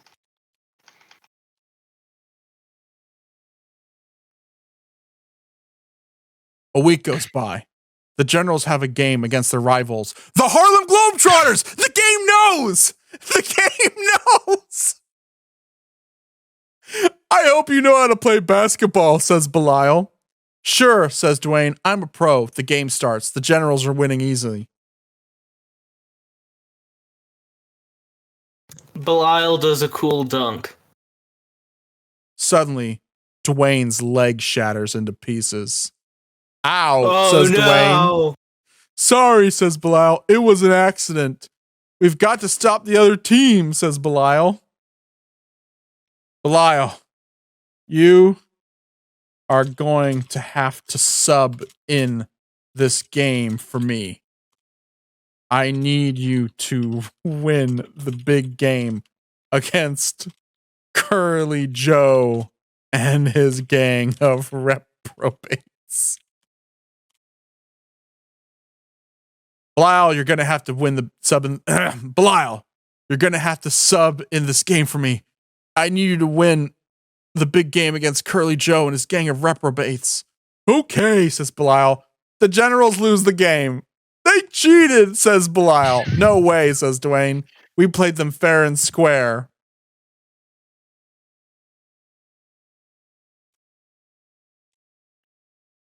Could this be the end of Belial Basket Case? Tune in next week. Or tune in immediately, right. Curly Joe, you cheated my brother. I saw you use a ladder to dunk. Jesus Christ. Ladder, says Curly Joe. I didn't see any ladders. I'm trying to do Curly Joe from Futurama. That's the only... Him and Bubblegum Tate are the only two Harlem Globetrotters. And I think those characters were invented for Futurama. I don't think those are original Globetrotter characters.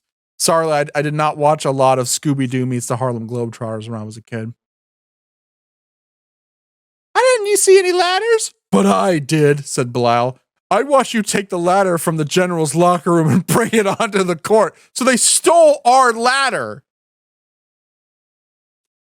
To hell. We were going to use the ladder to do a counterplay.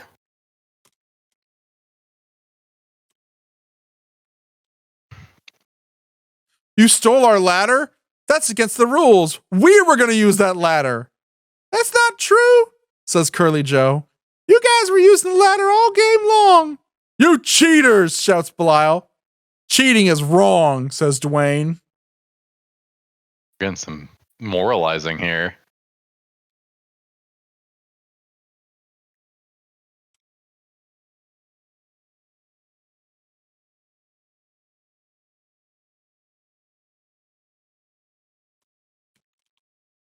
The referee rules against the Harlem Globetrotters, starts the game over. Hey, says Belial, I know what happened. They took our ladder, so we took theirs. I guess you're right, said Dwayne. We just want to play a good game, says Belial. Belial just wants the fucking sportsmanship. I like the idea that the referee, for once, was just like saw the Harlem Globetrotters doing stuff. He's like, hey, that's cheating. You can't do that. You know what? No more. I saw you throw that bucket that we thought had water in it, but it turned out to actually have confetti. That's against the rules. No foreign objects on the court.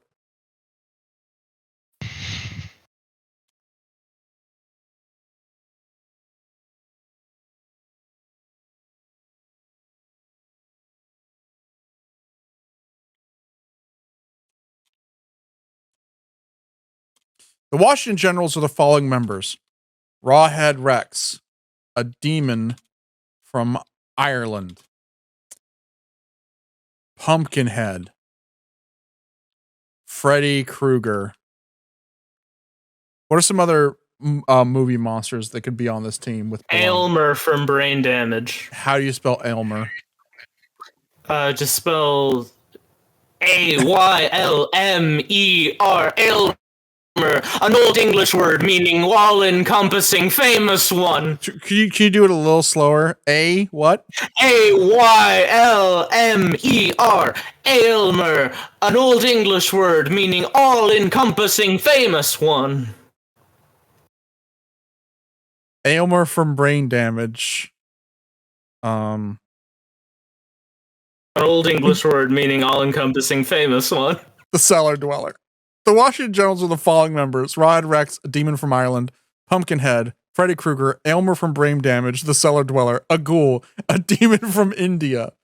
Belial is the following members. Satan. The Harlem Globetrotters are following members. Curly Joe, a character from the Old West. Scooter, a player who looks like a child. The Human Torch, a vampire, a mummy, an alien. The Generals are playing the Harlem Globetrotters. Damn.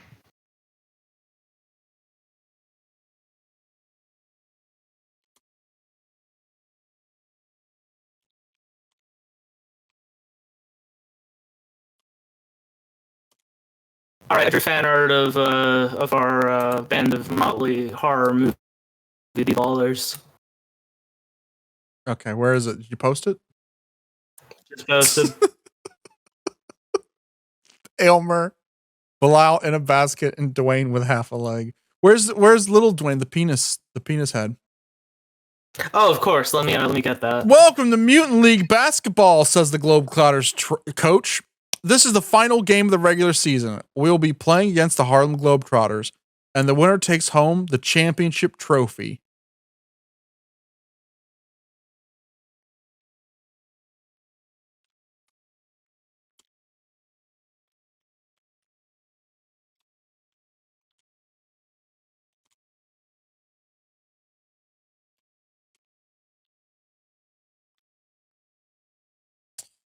Belial, I can't play. My leg is shattered, and also I lost a good part of my penis. You need to make the dunk for me, for Mom. Mom? Says Belial. Yes, says Dwayne, for Mom. All right, says Belial. The game begins. Go get him, Belial, says Dwayne. Okay, I'm just going to keep hitting enter and we're going to see how the game pans out. Let's let the AI decide how this game goes.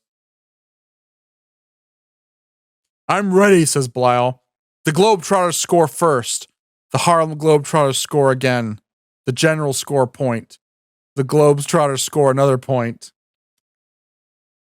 Go, Belial. You can do it. Use your basket case powers. Oh no, says Belial. I don't have any powers. You can do it, says Dwayne. Just think about Mom. Mom, says Belial. Yes, says Dwayne. Think about her. Think about how much she loves you. She does. The Globetrotters score again. The Harlem Globetrotters score again. The Harlem. No! Oh no! God, this is a pretty typical game for the Harlem Globetrotters. I've updated the art with jerseys.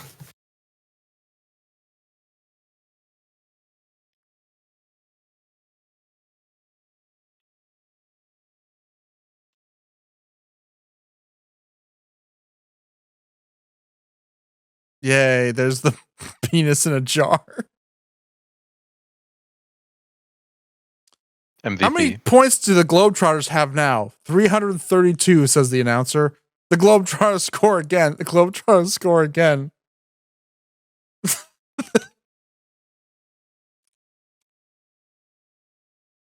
This isn't a game. It's a slaughter. We're just getting started, says the Globetrotters.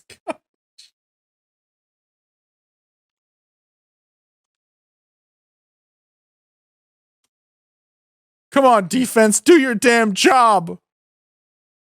Come on, defense, says the Globetrotters score again. The Globetrotters score again. How many points do we have? 144, says the announcer. Oh, well, I mean, that's not as bad as I thought it was.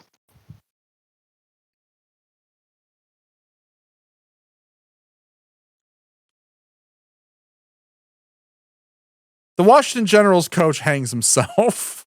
The Globetrotters score again. Jesus Christ. The game is over. You won. Just stop already. Jesus Christ. It's not over yet, says the Globetrotters coach. The Globetrotters score again. The Globetrotters score again. The Globetrotters score again. Sometimes you just have those days.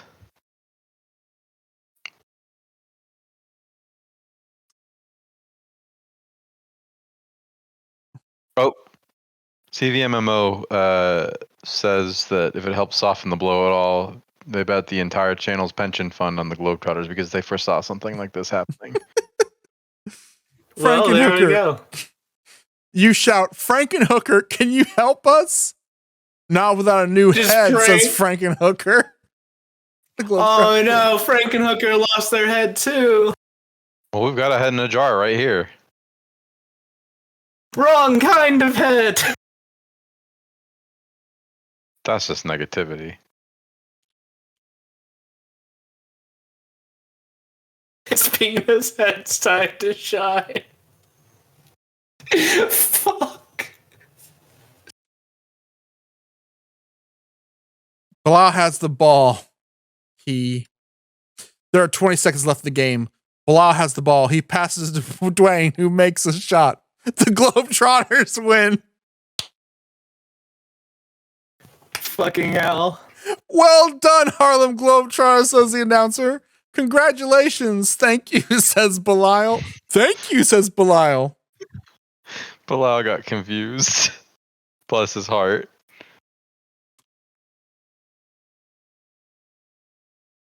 This fucking rules. Belial, were you on the Globetrotters team the whole time? No, says Belial. I was on the Generals team. Why didn't you tell me, says Dwayne. Because I want you to win, said Belial.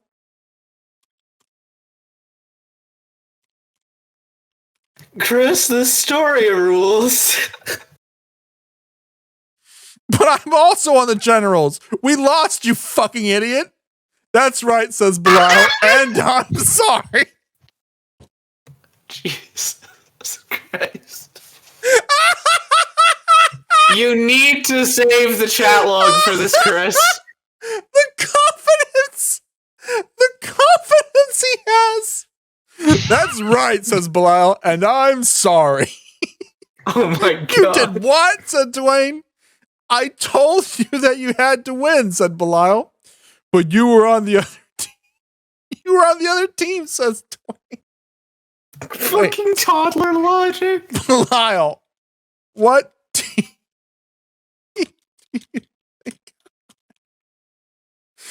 You ask, wait, Belial, what team do you think I'm on? The General, says Belial.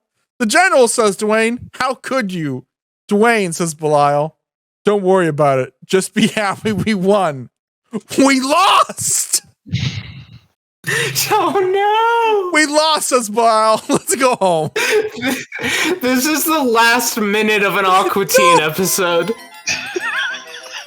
What do you mean we lost, says Dwayne? We won!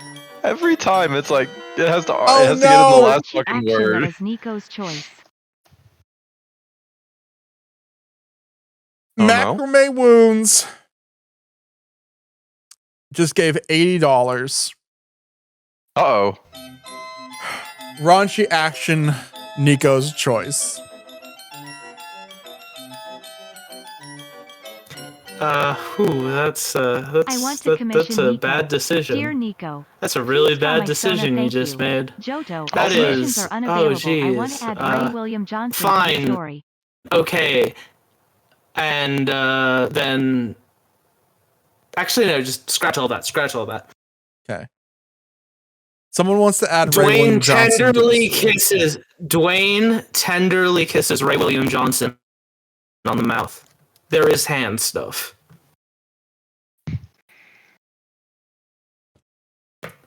Such as I decree as Dungeon Master.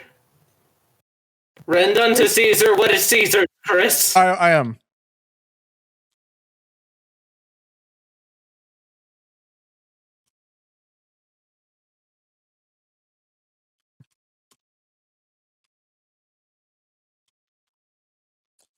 Dwayne tenderly kisses Ray William Johnson on the mouth. There is also hand stuff. Ray William Johnson pulls away from Dwayne. Hey, says Dwayne, what's wrong with you? That wasn't funny. Oh my God, says Ray William Johnson. Did you see that? Oh no. See what? Hand stuff unto Caesar. My penis, says Ray William Johnson. I swear I saw something move. Oh no, it's Aylmer from Brain Damage. They're gonna fucking. Oh no. Are you sure? Asks Dwayne. Yes, says Ray William Johnson. I'm positive.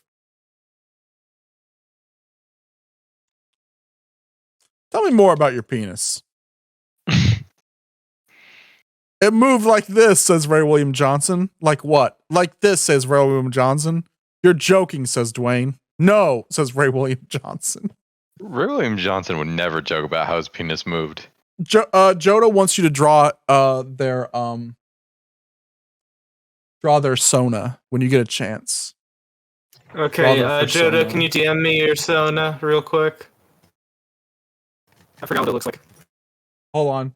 Steve Emo says, starring Dwayne the Cock Johnson.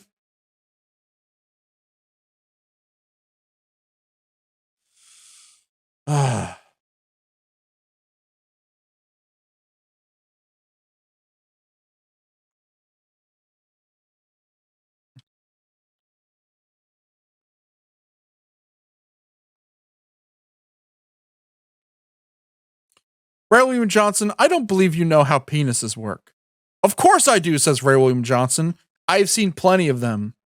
Then why would yours do that, says Dwayne. It doesn't matter, says Ray William Johnson.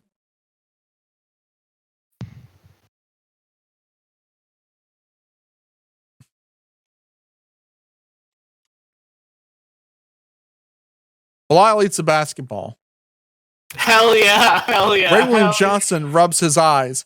I can't believe it, says Dwayne. He ate the ball. No, says Belial. It's just a metaphor. Fair That's enough. the new catchphrase of Reload Last Save. The story is over. We're spinning our fucking wheels. Belial, This do you know what a metaphor even is? No, says Belial. A metaphor, says Belial, is when you use an object or situation as a symbol for another thing. For example, says Belial, if you said the sky is blue, then the sky might be the symbol for the ocean. Not quite. You had me, then you lost me. I know. I know, says Belial. I apologize. But you still haven't asked my question, says Dwayne. I have, says Belial. I'm sorry. Hold on, I gotta wrap this up.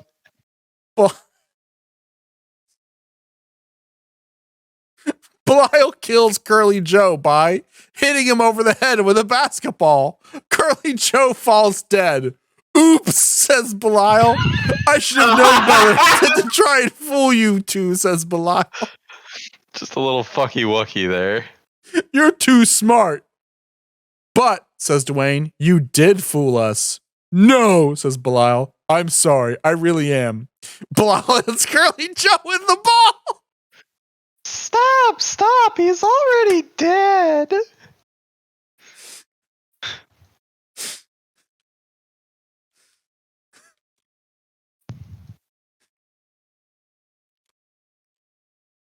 Stop. He's already dead. I'm sorry, says Belial. I shouldn't have done that. You killed Curly Joe, says Dwayne. No, says Belial. He was going to die anyway.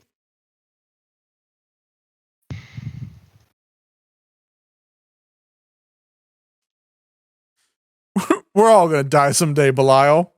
Yes, says Belial, but not today. You said we were going to die someday, said Dwayne. Yes, says Belial, but I meant sometime in the future. Belial. Oh. Tell me about the ocean. The ocean, says Belial, is where the water goes when it gets tired of being wet. This fucking owns so much. Is there anything else? Honestly? No. The end. The end. That's the end. No, I don't want any more. Well, says Dwayne, that's a nice story. It was different from most stories I've heard. Thank you, says Belial. I wrote it myself. Never mind. That's the end. That's the end, is Belial admitting he wrote this story himself. I honestly Jesus love Christ. the ocean is where the water goes when it's tired of being wet. I want everyone to thank Stephen Ray Garza for that.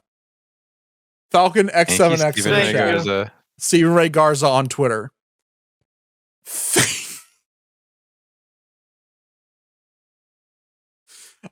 I was skeptical. I think I gotta agree with Nico. This might be our best stream ever. This is a fucking... Legally, I'm pretty sure I have to make a Twine game about this now. I need to make a picture of Belial like this, like he's explaining something great. And he goes, the ocean is where water goes when it gets tired of being wet. Is there anything else? No. The end. The idea of him killing Curly Joe and go, I'm sorry, and then he hits him again. Remember, everyone, you gotta remember, canonically, Belial looks like this. If you're just now joining us, this is, this is what Belial looks like. Imagine him playing basketball. Can I make an admission? I just now realized Yes. basketball basket case. Hell yeah, this rule. I just now realized that's why Steven made the joke. This fucking I just now realized that as I said the word basketball. I was like, oh, okay, yeah, that's welcome to basket case ball. oh my god. Okay. We're about 2 hours 30 minutes in. I think we have time for like 2 more stories probably. What's the counter at right now? I can't open the stream. Oh,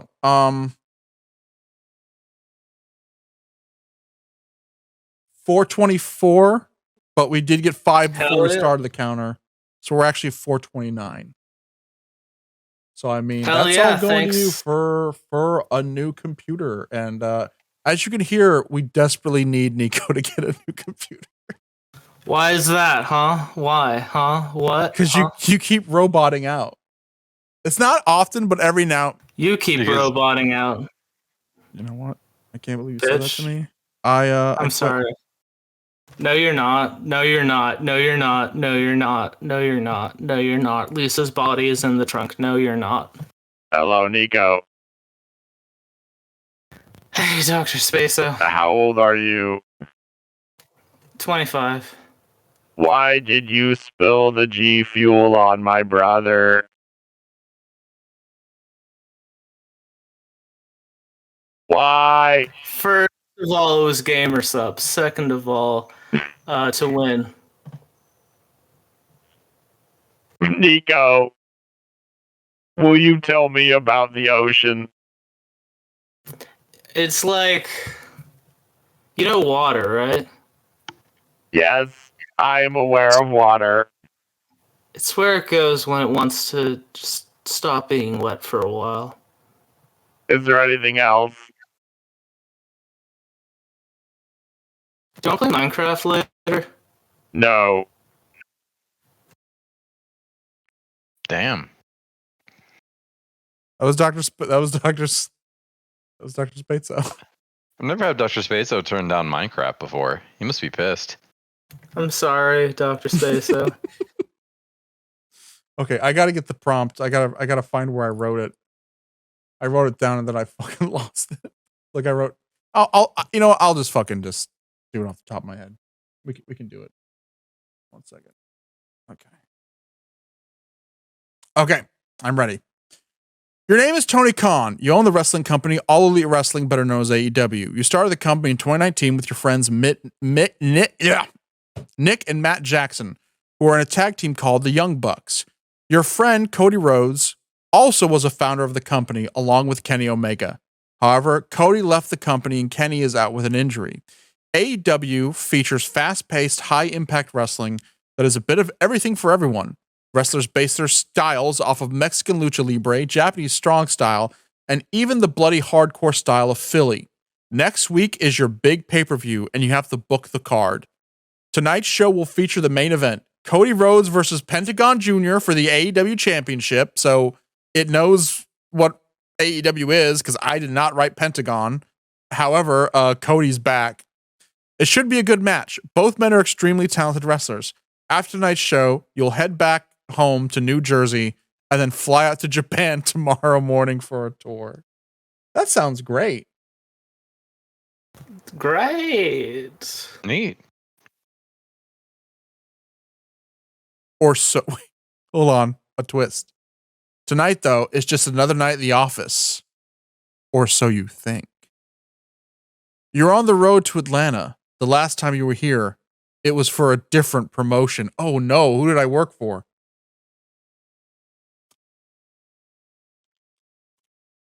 Tony Khan used to work for TNA as a commentator, but he quit after he felt like they weren't giving him any respect. He didn't care about the money because he had plenty from his family, so he wanted to start something new.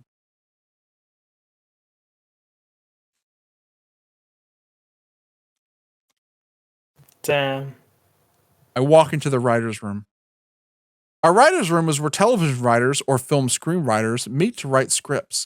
The room is filled with desks and chairs. There's a whiteboard on the wall with several computers.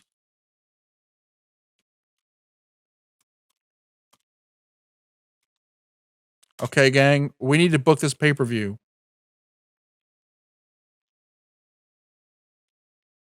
Someone tell me your ideas for matches.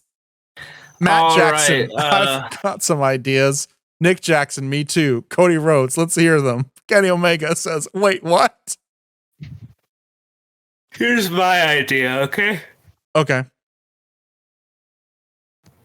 So we get star of stage and screen and sister of Homer.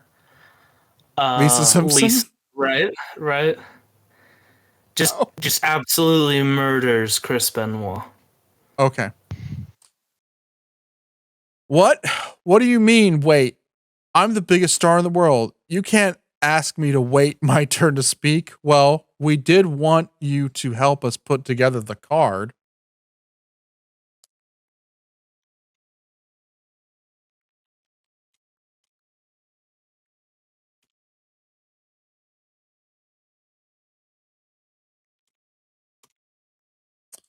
I have an idea. What if we have Lisa Simpson fight Chris Benoit in a death match? Lisa Simpson is a cartoon character from The Simpsons. Chris Benoit was a professional wrestler who died in 2007 when he killed his wife and himself. Benoit was well known for his illegal use of illegal drugs during his career. The story had to remind me that one's dead and one's fictional. And that's why we need him now more than ever.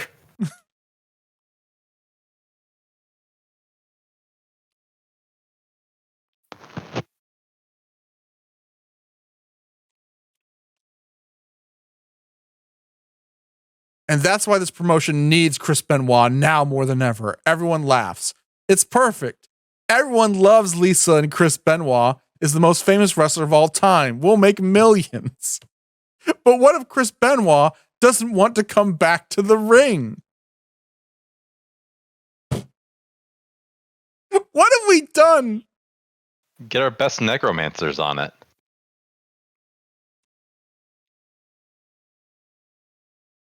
Get our best necromancers on it.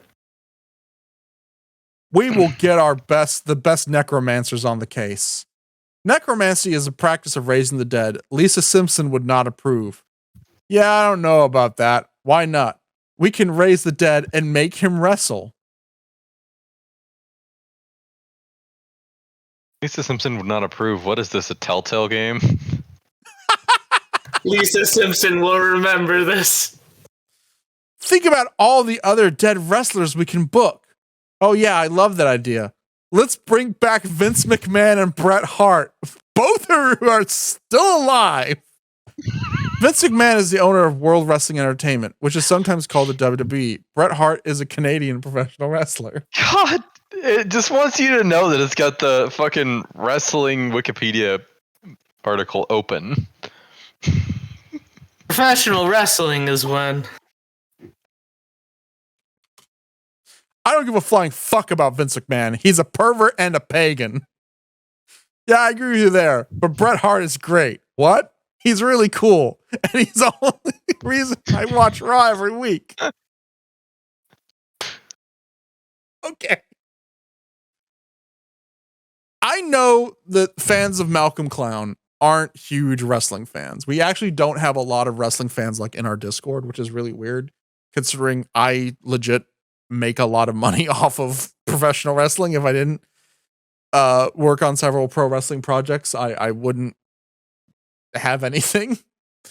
So it's weird, like there's not a lot of crossover. So if you don't watch AEW, you do not know how fucking perfect it sums up that all the writers in the back are just talking about how much they love Bret Hart. That company is there's like 5 or 6 guys on the top of the card who are just fucking obsessed with Bret Hart, and it's all they fucking talk about. This fucking owns. No one loves Bret Hart more than me, I shout. You are the CEO of AEW. That's right. I love Bret Hart. You're right. Bret Hart is the greatest wrestler of all time. Maybe we can talk to him. Kenny, I'm pretty sure Bret retired with a brain injury. You say, Kenny, I'm pretty sure Brett retired with a brain injury. Brain injury? Oh, yeah, that's true. But he still got it. I watched him on SmackDown last night, and he was killing it. So what if he's got a brain injury? Yeah, I mean, this is a story of overcoming your brain injury to sell to Chris. It would be irresponsible to let an injured man wrestle. Right, Cody? Cody Rhodes says, I'm fine. I've wrestled with broken bones before. That's right. I remember you broke your hand at the last pay-per-view. That's right.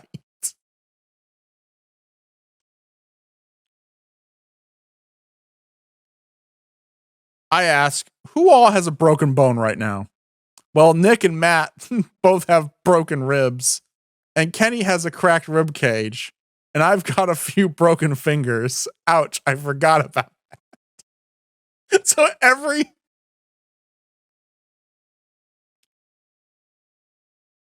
everyone is injured. Every writer has a broken bone. Yep, great. Then we can book them all in a fatal 4-way match for our first show. Fatal 4-way? That sounds dangerous. Not really. This owns. Okay, so the two of you aren't huge wrestling fans. That's why I want you to make a suggestion who should be our celebrity to interfere in the big match. Grumpy Cat.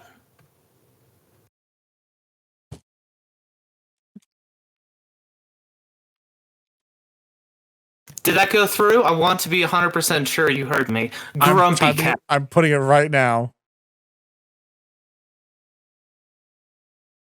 I was thinking, what if we get Grumpy Cat involved in the pay-per-view?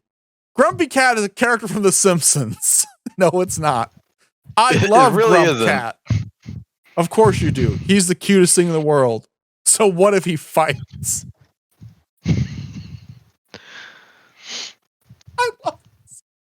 I love this because I'm imagining each character. Kenny Omega is the one who goes, I love Grump Cat. Nick Khan goes, of course you do. He's the cutest thing in the world. And Cody Rhodes goes, so what if he fights?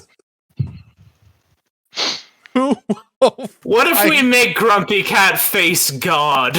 Who will fight Grumpy Cat? I think I'd like to fight Grump Cat. It's been a while since I had a match. Me too. And Nick and Matt should fight each other again. They always have good matches together. Okay, so it is Cody and Kenny versus Grumpy Cat. Cody, Kenny.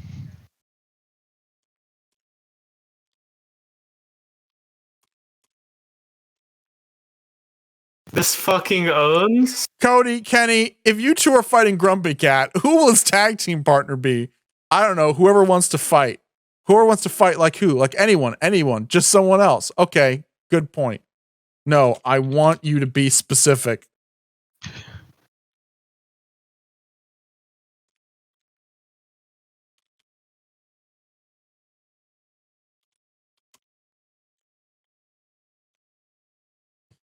I want you to be specific. Who will be Grumpy Cat's partner? Pick someone from our roster. Okay, I'll pick Chris Jericho. Oh no! Hey, that's a good idea. Jericho is currently Intercontinental Champion. Yes, I love Chris Jericho.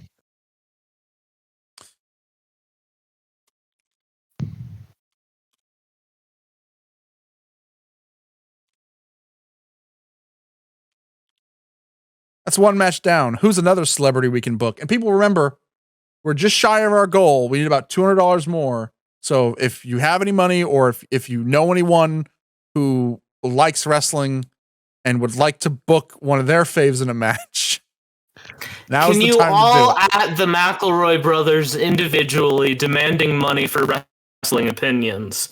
Yes, demand. Better yet, at wrestlers and tell them to come to this. No, don't. No, just at the McElroy brothers. I know. We don't. Why don't we get a real life wrestler to fight Grumpy Cat? A real life wrestler. That's a great idea. And then we can get Bret Hart to fight Chris Jericho.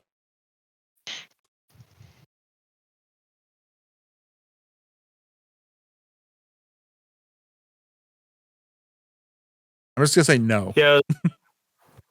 Yes, we're going to make Chris Jericho fight Grumpy Cat. Because Bret Hart is my favorite wrestler of all time, and I want to wrestle him myself. Oh yeah?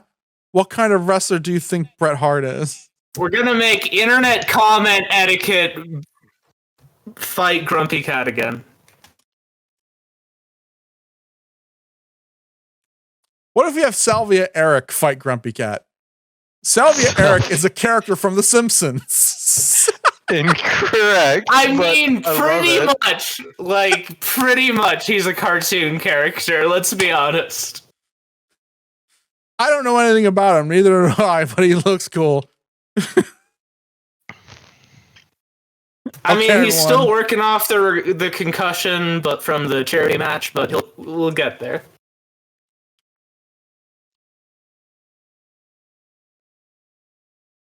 Okay, everyone, show of hands. Who here isn't a character from The Simpsons? Everyone raises their hands.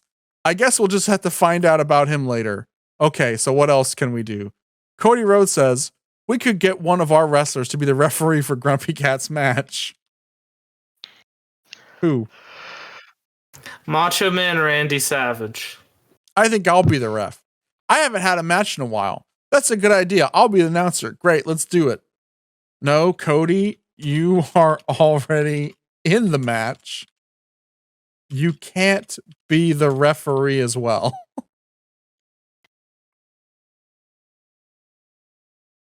But I'm a better wrestler than Chris Jericho. I deserve to be in that match too. Yes, but you're also going to be the announcer. You don't have any other matches scheduled. This is why Cody quit? Because he wanted to be the referee and the announcers for all of his matches. That's fucking rules.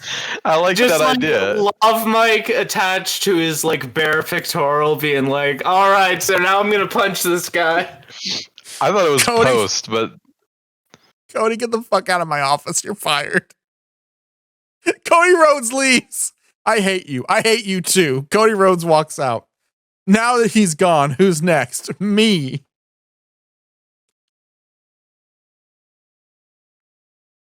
Okay, Matt, you're also fired. Matt Hardy says, wait, why am I fired? You didn't sign up for our company yet. That's right. I was supposed to sign yesterday. I'm sorry. This fucking owns. Matt, get your shitty brother and leave. I fired the wrong Matt. Why? Because I don't need either of you. Fine. Matt Hardy exits. I wish you'd never come to this company. Good riddance. damn. Matt Jackson, you were also fired. What? You didn't sign up for our company yet. I was supposed to sign yesterday. I'm sorry. Well, that's too bad. I didn't need you either. It's just the same exact thing happens. Because they're both named Matt. Tale of two Matts. Kenny, do we have anyone else in the company named Matt? No. Who are you? I'm Matt's twin brother. Twins? Yes. You're not getting fired. You're joining the company. Nick Jackson.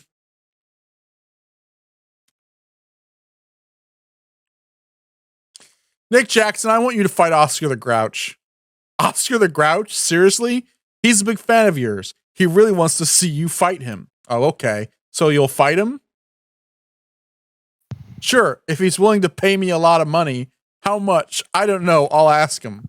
I don't care how much he pays.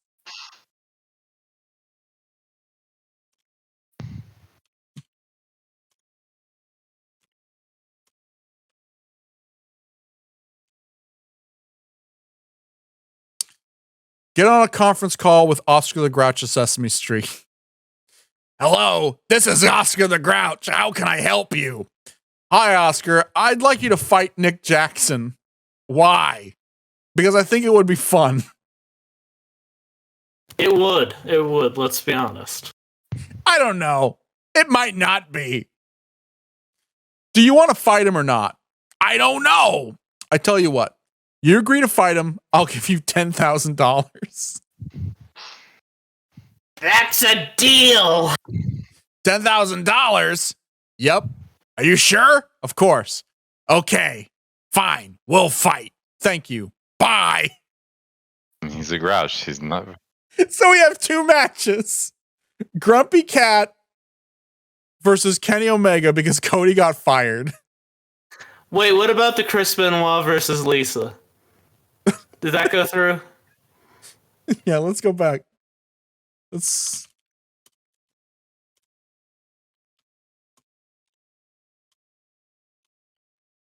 circle back to Chris Benoit. Can you call him Nick? Sure. Chris, I want you to fight Nick Jackson. Nick Jackson, why? Because I think it would be fun. I don't know. It's the same conversation with Oscar.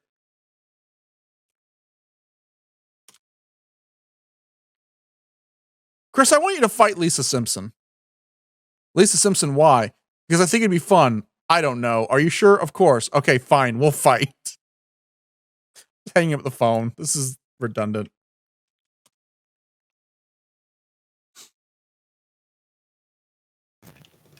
This is the smartest shit we've ever done. Now all 3 of them have agreed to fight each other. I guess we should make the match official. I agree. Okay, then. Let's go ahead and schedule the fights.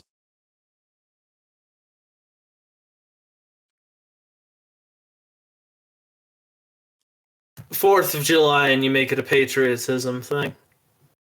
There's nothing more American than Lisa Simpson strangling Chris Benoit to death. The next fight will be Malachi Black versus Kenny Omega. The next fight will be Matt Hardy versus Oscar the Grouch. The next fight will be Chris Benoit versus Nick Jackson. Okay, thanks. Bye. I'm not on the phone.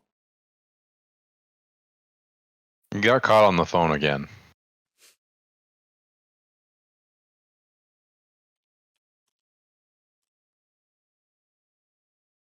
Sometimes you make decisions for the story that the story doesn't okay.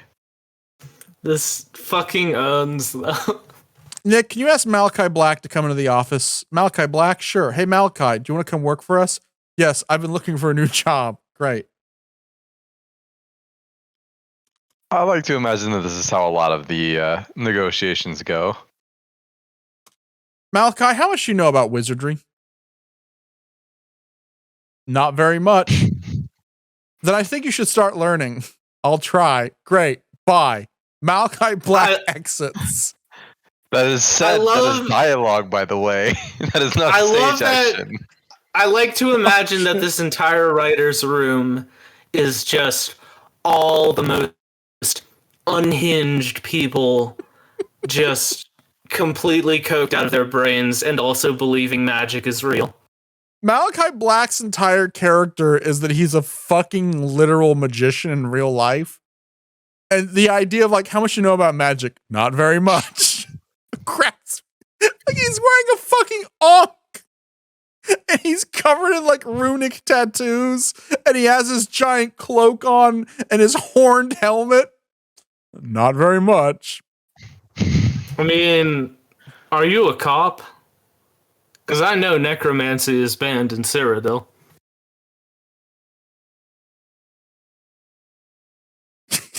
It's just doing the same thing over and over again. Chris Benoit, sure. Hey, Chris, you want to come work for us? Sure. Great. Bye. Chris exits. Hey, Nick, can you ask Lisa Simpson to come to the office? Lisa Simpson, sure. Hey, Lisa, do you want to come work for us? Sure. Great. Bye. Lisa Simpson's exits. Hey, Nick, can you ask Kenny Omega to come to the office? Kenny Omega, sure. Hey, Kenny, you want to come work for us? Sure. Great. Bye. Kenny Omega exits. Nick Jackson exits. Wow.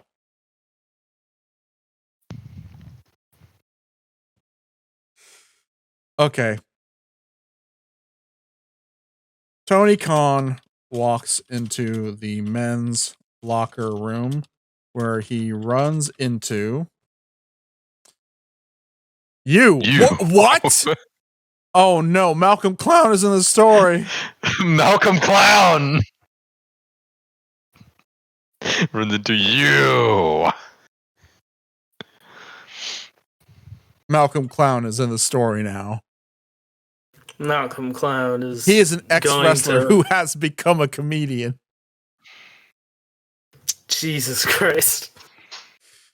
Okay, let's do it. Awesome. Bye. Malcolm Clown exit. No, I'm sick of people exiting and entering.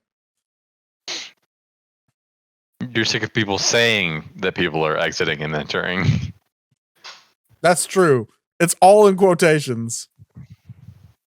Malcolm, tell me about your wrestling character. My wrestling character is Malcolm Clown. His name is Malcolm Clown. His name is Malcolm Clown. Yeah, that's an odd name. It is. That's how I came up with this character. It's a little on the nose, but okay. It's just a name and nothing else. Is there any significance to his name? No. So why did you choose that name? I didn't. Okay, bye. Malcolm Clown exits. I mean, that's how names work, usually. This fucking owns. Malcolm, come back here. Sure. Tell me about Malcolm Clown. He's a wrestler. He used to be a pro wrestler. When he quit, he got bored with wrestling. Did he ever win anything? Nope. Why not? I don't know.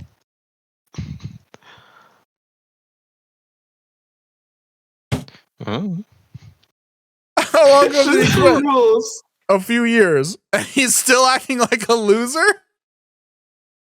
Yep. Why? Why does he act like that? I don't know. Is he always this boring? Yep. What's wrong with it? Jesus. Novel AI is fucking nothing after you. But you're not interested in talking to him? Nope. Do you mind if I talk to someone else? Go ahead. Thanks. Malcolm Clown didn't want to be in this story. Hey, Nick, I think we need to fire Malcolm Clown.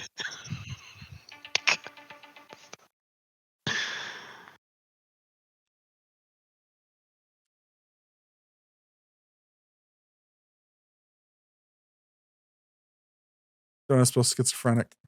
This is fucking. Hey, Nick, I think we need to fire Malcolm Clown. He's having a schizophrenic breakdown. Malcolm Clown? Oh, yeah, I forgot about him. I'm serious. He's not funny anymore. Malcolm Clown, so easily forgotten. Why does this game hate me, Malcolm Clown? Really? I think he needs help. You mean a psychiatrist? Yes? We could get one for him. Maybe. Or maybe we should just let him go. Let him go? Yeah. Oh.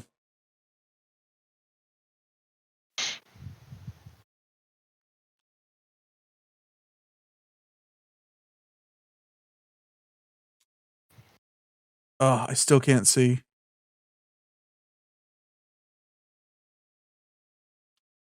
Wait, Lisa Simpson is a psychiatrist. She can help. Lisa Simpson? Oh my God. She's a doctor. She's a doctor? Yeah, she's a doctor. Yep. Cause this game, I'm gonna say this. I wish that AI Dungeon was working because this game seems to have broken down. This game owns. This game is so redundant. Lisa Simpson Lisa Simpson is a psychiatrist in the first story, as true lore heads will remember. Lisa Simpson is a psychiatrist. That's, and she also exits. She doesn't want to help. Lisa needs braces. Dental plan. Can't believe I have to fucking spell check every other word because I'm fucking illiterate. Lisa, will you psychoanalyze Malcolm Clown? I'll try. Great. Remember to donate. Donate. Donate. I'm getting sick of this. Computer? She needs a new computer, and I need to do something else. Story. Okay, we're gonna fast forward to the night of it's the night.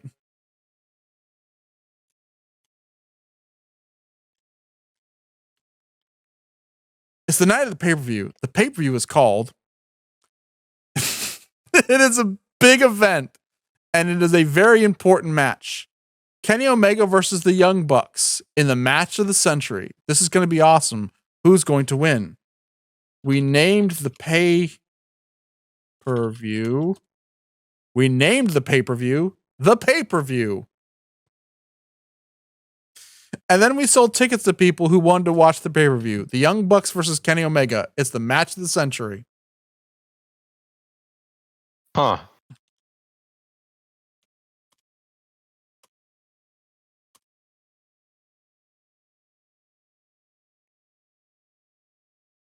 The show opens.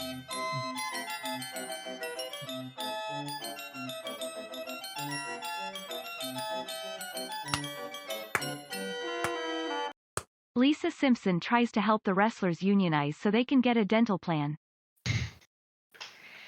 Awesome. The show opens. Grumpy Cat enters the ring. She grabs the mic and says, "Hey guys, I'm Grumpy Cat.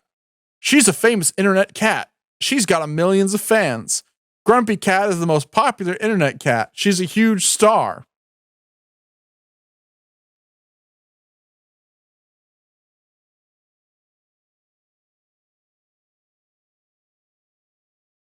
We shouldn't have brought Lisa Simpson back.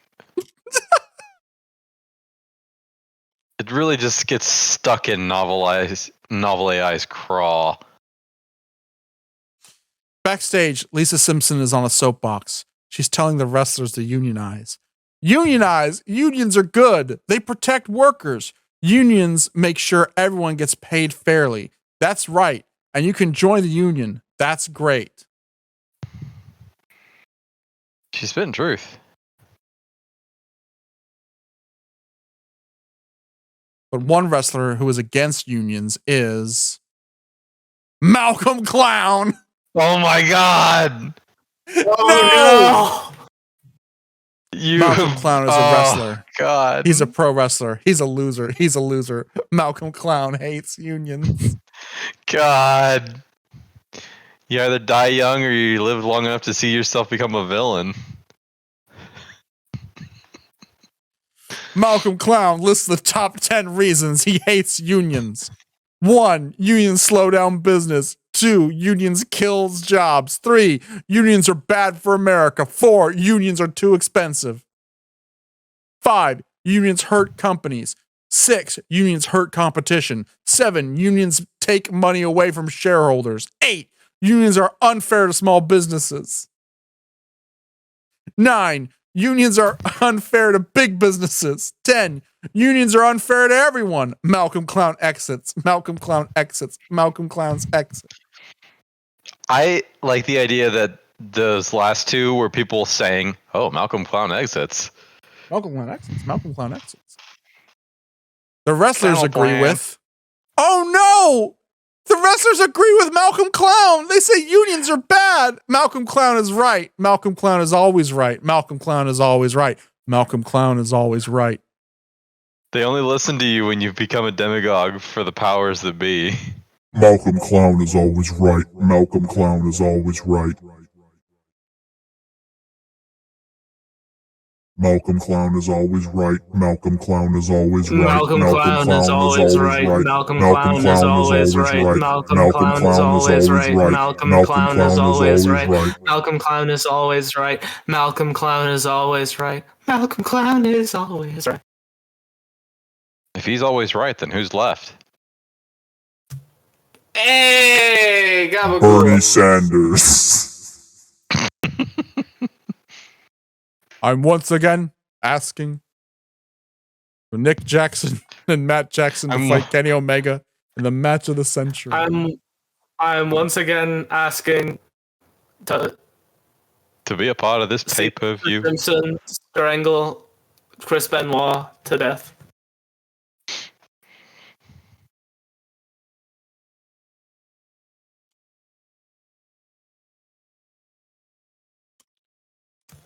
This is Malachi Black takes the stage and employs the wrestlers to reconsider the benefits of a union. Malachi Black is a wrestler. He's a pro wrestler. He's a great wrestler. Malachi Black is a great wrestler. Malachi Black is a good wrestler. They've got a lot of opinions about his wrestling, and not so many about his stance on unions.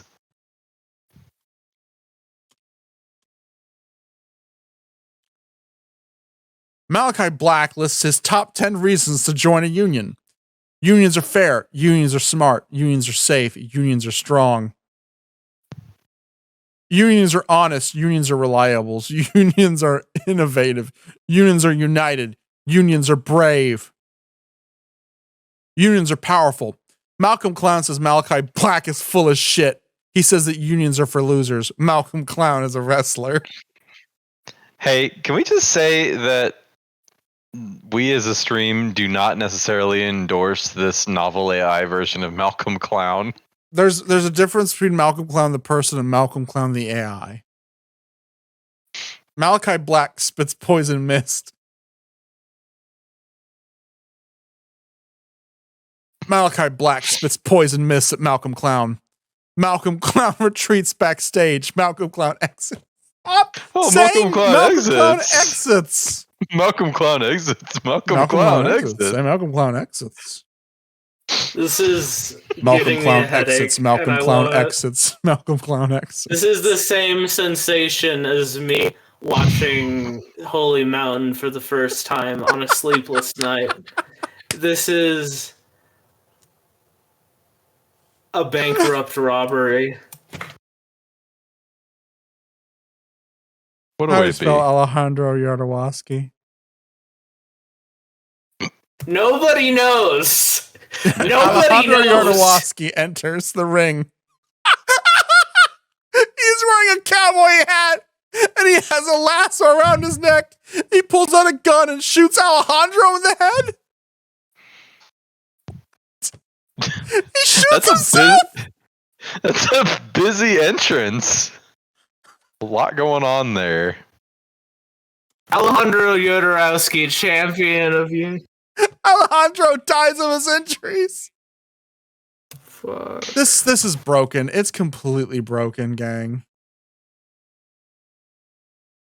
We got to find out how the story ends. I think the only way to do it is to start a new story. Malcolm, you know what? this is We're a different character. We're Malachi Black now.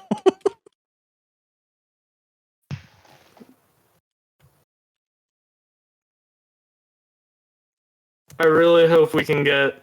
This has become faintly painful. Like, my head hurts. This is the same sensation as Paper Chase's Someday This Could All Be Yours. In a good way. This is the best stream we've ever done.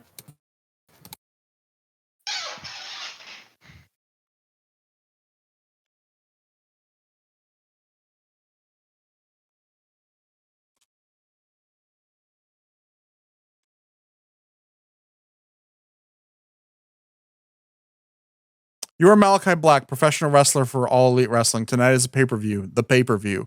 Grumpy Cat is in the ring cutting a promo. Malcolm Clown is trying to tell Lisa Simpson that unions are for losers. You've been watching this match for some time now, and you know who will win. You turn away from the screen and go to the kitchen where you grab a bottle of beer and open it. It's a cold one. This That's is... I need $200 immediately. This is not working.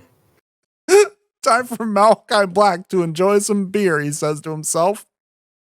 Malcolm Clown has finally given up on his union rhetoric and is now just trying to hit Lisa with a cheap shot.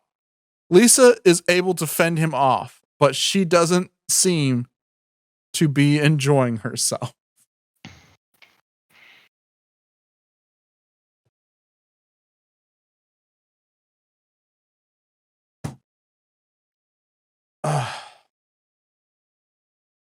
Lisa hits Malcolm with her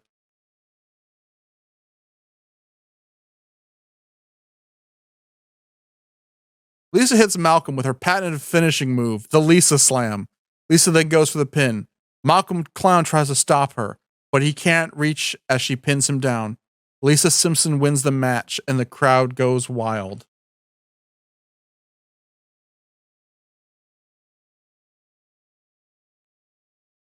The wrestlers are now unionized. We did it, Reddit!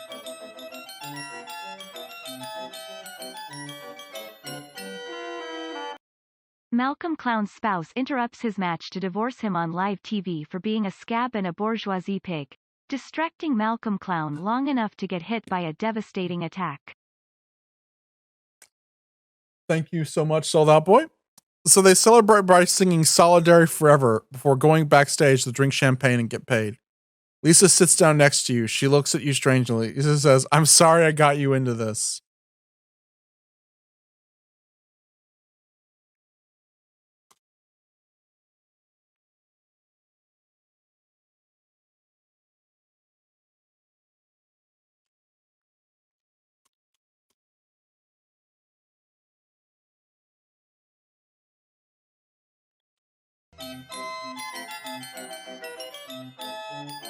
Malcolm Clown's wife shows up and hands him divorce papers. She's leaving him on the grounds of being a scab for the man.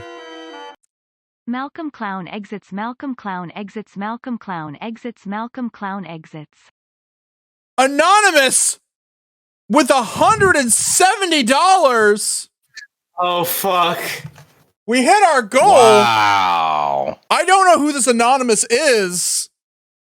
Thank you so much for your charity. I think we all gotta join in. We gotta join in a group chat now, a chant now, don't we? What's the group chant?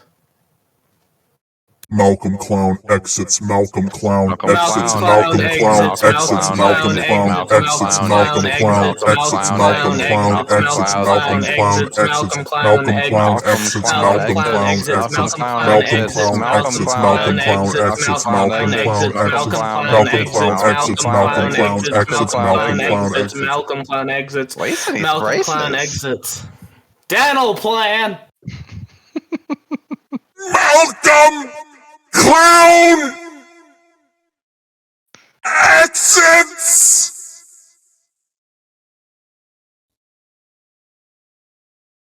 I just realized I accidentally turned Discord off so no one heard you two chant. I hate Nice. this thing. Nice. Nice. That's Malcolm fine. Clown exits. Dental plan. Dental plan.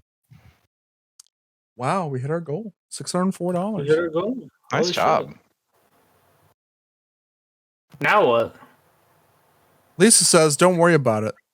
This is what I wanted all along. Lisa then turns to you and says, hey, how did you know Malcolm would cheat? You reply, because I'm a professional wrestler and Malcolm Clown isn't. It's true. He retired. Malachi Black hates Malcolm Clown. I mean, that's fair. Have you heard his stances on unions?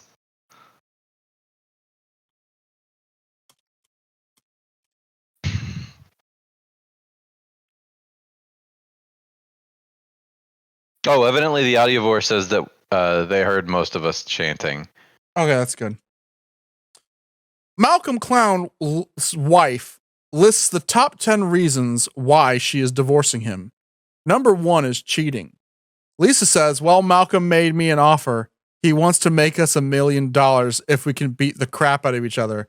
Lisa laughs and says, and I thought it was I was the only one who had that dream.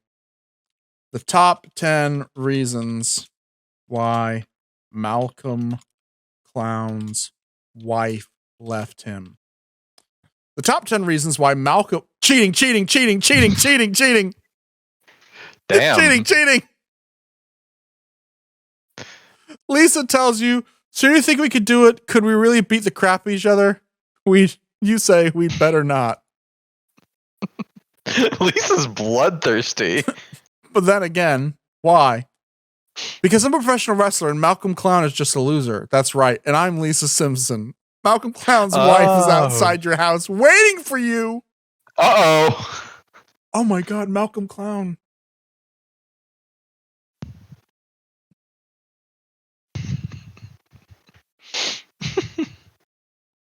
Malcolm Clown's wife, welcome to the House of Black. Malcolm Clown's wife is furious. She kicks in the door and starts throwing things around. You duck behind the couch and pull out your trusty pistol. Lisa's nowhere to be seen. Escalating. Malcolm Clown's wife shouts, where is Lisa? She needs braces.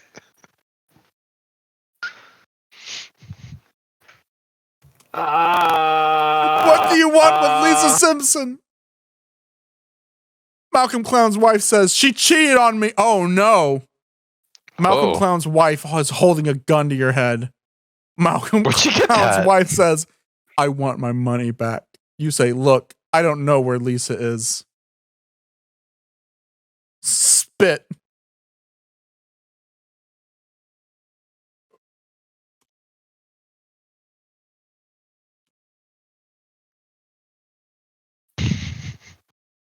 Spit poison into Malcolm Clown's wife's face.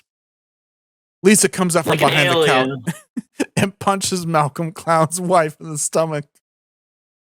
I'm sorry, I'm trying to read this without laughing.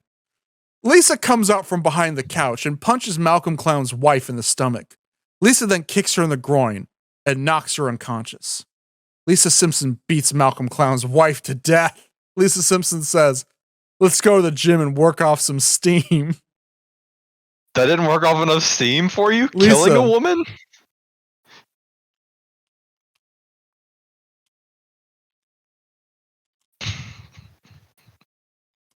Jesus Christ. Lisa, you just killed a woman. What steam do you have left?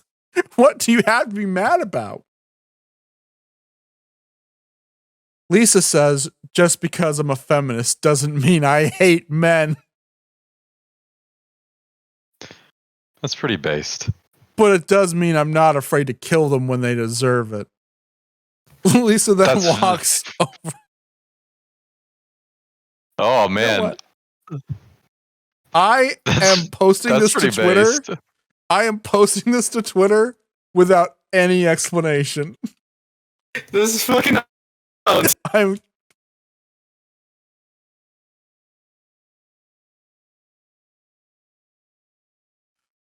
I really want to know who the fucking anonymous.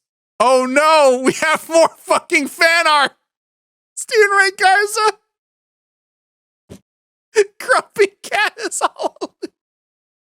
It's Grump Cat. Because Kenny Omega calls it Grump Cat. Oh my god, this is fucking killing me. Oh my god. Whoever the anonymous gifter is, thank you so much. Holy shit. Okay. Let's wrap this up and then we're gonna end the night. Nico, you said you had a prompt, right? I didn't have a prompt that was substantial now. Oh, okay. Graham, did you have one?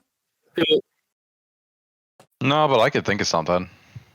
Okay. As Graham thinks of something, let's wrap up the night. We're just gonna fast forward the main event.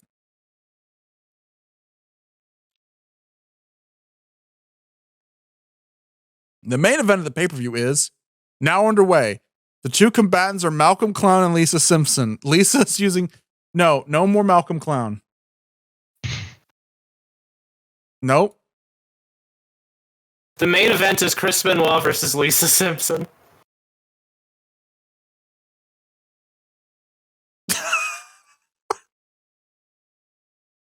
Malcolm Clown's wife is dead. Malcolm Clown's wife was cheating on him. Lisa Simpson is a murderer. Lisa Simpson has no friends. Lisa Simpson is alone. Damn. She has nothing to lose. She's gonna fucking destroy Chris Benoit.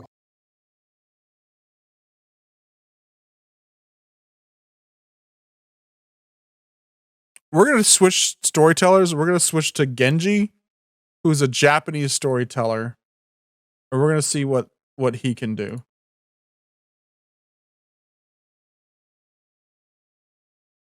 No, never mind. That was a bad idea. It started writing in Japanese.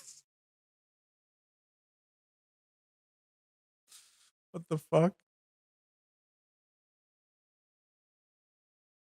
Okay. I think this story is done. It's getting obsessed with Malcolm Clown's wife being dead. I think that was a good pay-per-view. If Graham can't think of a good prompt, since we've already met our goal. Oh, you got one? Okay. Yep. New story. Okay.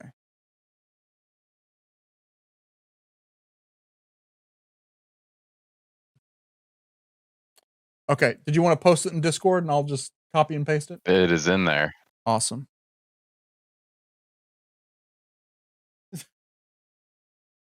Oh my God, Graham.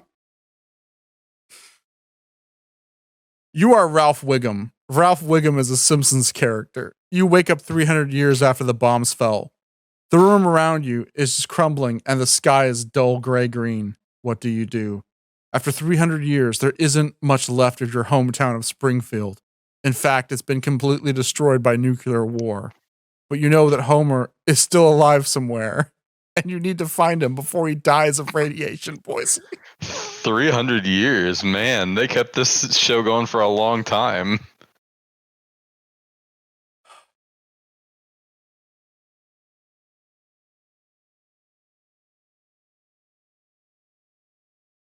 What do you do? After 300 years, there isn't much left of your hometown Springfield. In fact, it's just going to repeat itself. Okay.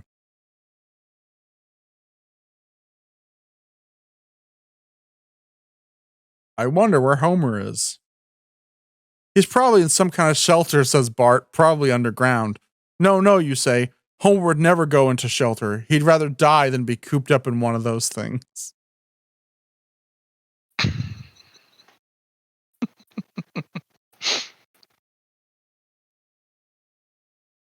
You grab a map. Bart takes out his own map. It's covered in notes and drawings. It looks like we have to go east to get to a subway station, he says. Yeah, agrees Lisa. She's back.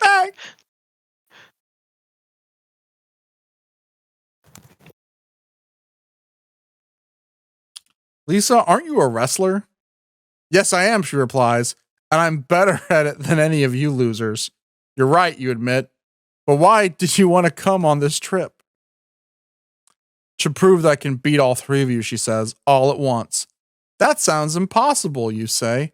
Of course it does, she says, which is why I think she's counting Homer in that list. Oh.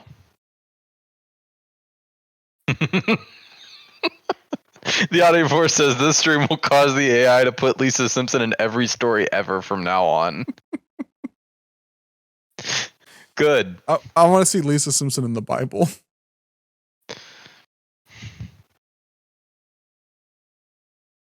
Lisa Simpson does Mango Tango Foxtrot suplex on Jesus of Lazarus.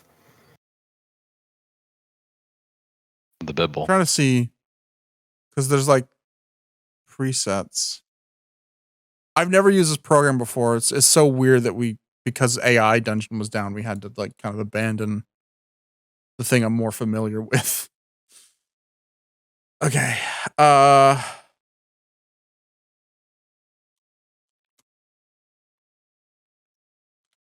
I guess our quest is to find Homer. Mm-hmm. Where would be the best place to look for Homer? There has to be somewhere left of the town, Bart says. We should start there. Good idea, you agree. Let's go west. You are in a forest. The sun is bright above you. The air smells fresh and clean. Birds sing in the trees around you. A squirrel runs across the ground below you. I guess it was just very, very localized nuclear fallout. Yeah. You hear footsteps behind you.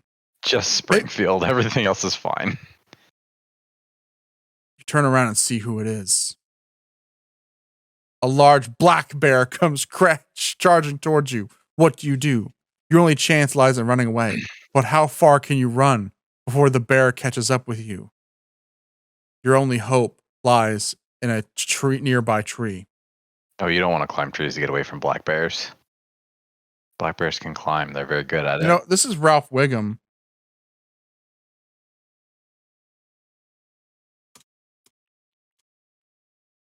It's Ralph Wiggum. Also, presumably, the McElroy brothers were the anonymous donor because I did plead with them on Twitter to give us money. Oh, thank you, McElroy brothers. The McElroy brothers came through. I mean, I assume it was. They gave no recognition to the tweet, but I assume it was the McElroy brothers. Hello, Mr. Bear. I have one like you at home, but smaller. Howdy, stranger, says the bear. I got a lot of brothers just like me. You don't scare me, you say. Well, maybe I should scare you, the bear says. Maybe I should try to scare you. The bear decides to give chase. Run, Homer, yells Bart. Don't stop running, yells Lisa, but I'm Ralph. Keep going, shouts Bart. Go faster, says Lisa. You run through the woods, trying not to think about what might happen if the bear catches up with you.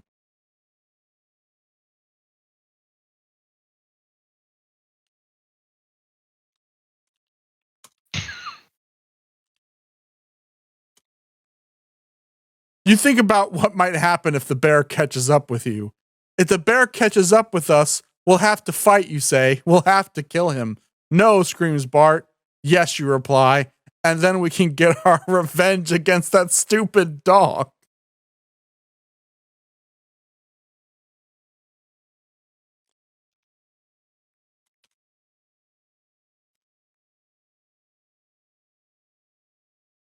The dog Ralph is referring to is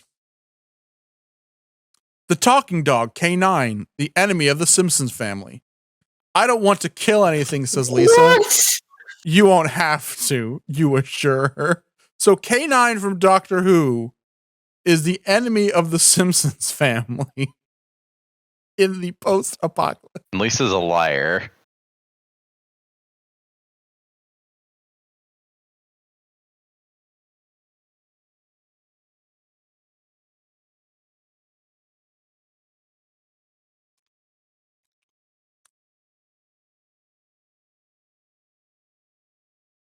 Quick, Bart, throw me your... What? Asks Bart. Throw me your gun. Why? Just do it. Okay. You catch the gun as it falls from Bart's hands. You pull the trigger. Oh, I need to see what happens. We're getting chased by a bear in the woods. What happens, AI? Come on. The bear falls dead. Wow, says Lisa Simpson. That was easy. It's not over yet, you say. Now we have to make sure the bear doesn't come back to life. You've taught it about necromancy.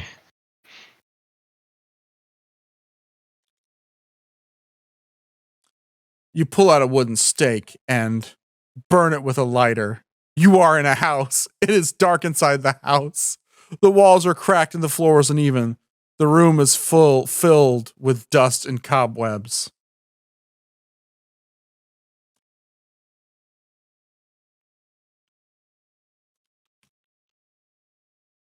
How did I get here? Did I fall asleep again? You're in the old man's house, says Bart. Remember, he gave you a job to do. Oh, yeah. I forgot all about that. This is like a dream. Novel AI is a lot more dream-like than AI Dungeon. Yeah. Ralph's job is to guard the old man's house, says Lisa. If anyone tries to break in, he has to attack them. Right, you say. Let's go find him.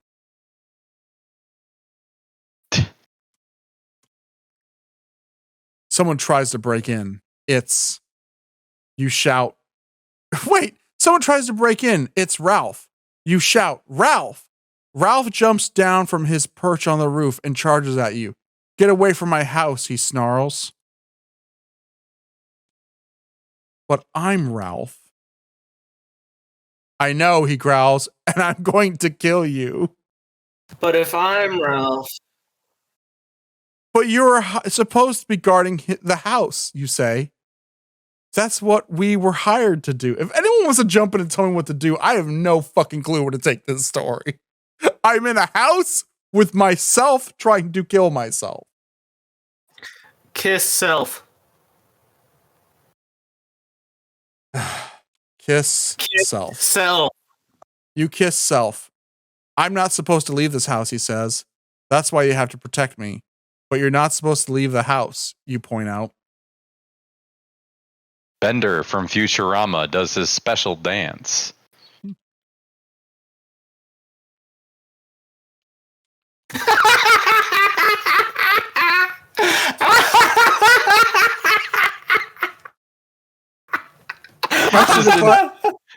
Just didn't care about that one.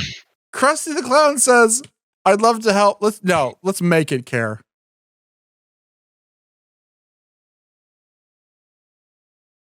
Yeah, this program really gets like fucking hooked on like an idea and won't let it go. Yeah. I mean, it kind of makes sense because that's like, it's programmed to look for patterns and stories and stuff like that so that it can remember that kind of stuff and like reply to them. So it would make sense that it would be harder to teach it when it's okay to let go of it.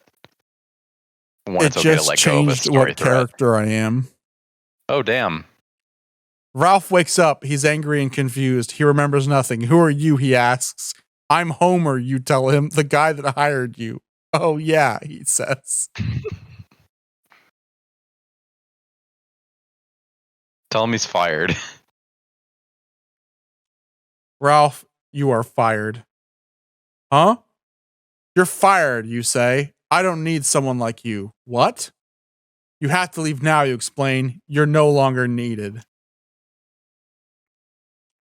Get out of my house. Chief What? Wiggum arrests you for firing his son. You're lying, he says. I know you don't mean it. Maybe I do.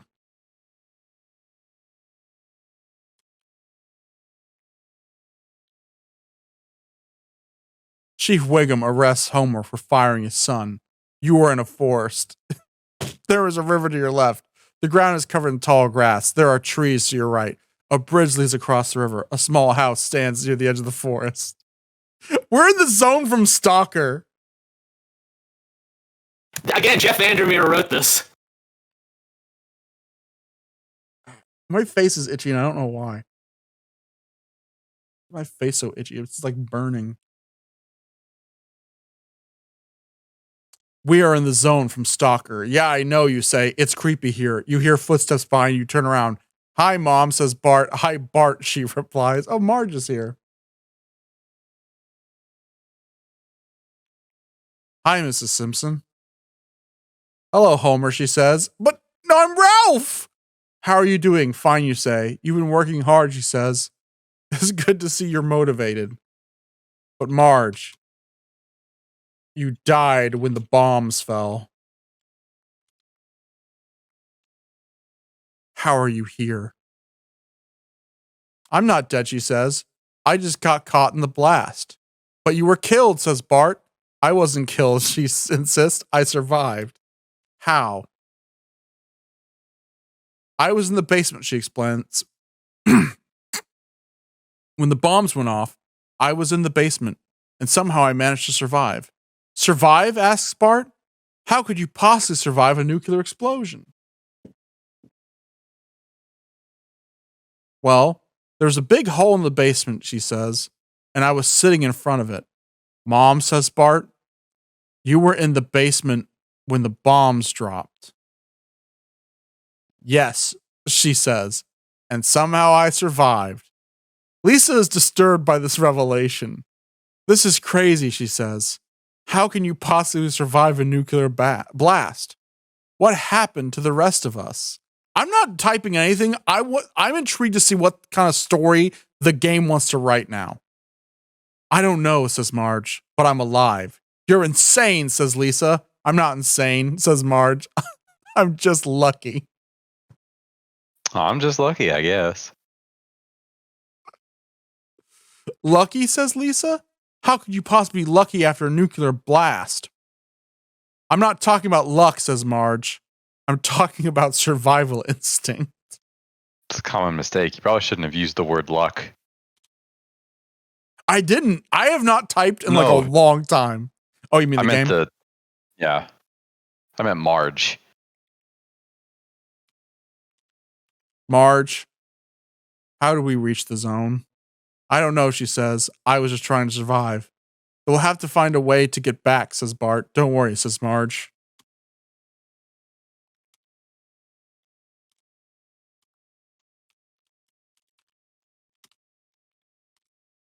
I heard there's a room that grants a wish in the zone. I want to go there. You won't be able to get there, she says. Not unless you can find your way past those guards.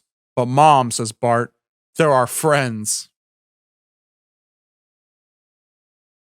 Slurms McKenzie says, Wimmy wham wham wazzle.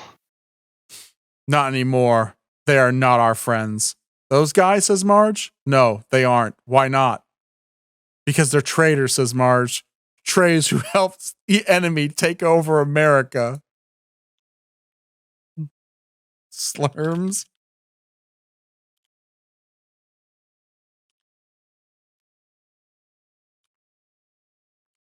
Slurms McKenzie arrives and says, Wimmy wham wham wazzle. In a silly voice. Hi, Slurms, says Homer. Come on in. Hi, Homer, says Slurms. What's happening? Nothing much, says Homer. I'm glad that he could be so easily integrated into our plot.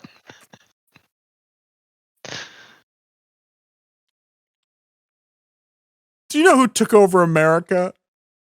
Yes, says Slurms. It was the Russians. The Russians, says Homer. That's ridiculous. Yeah, but it's true.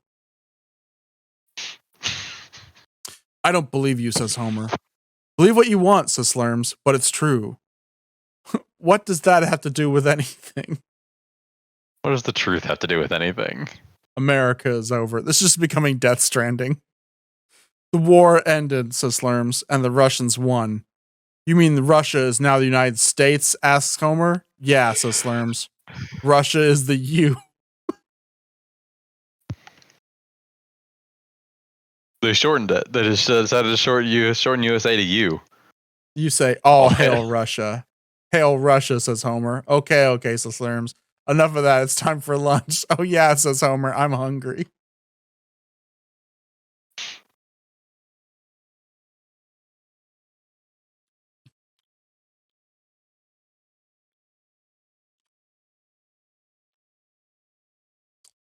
You pour salt over Slurms McKenzie, who is a giant slug.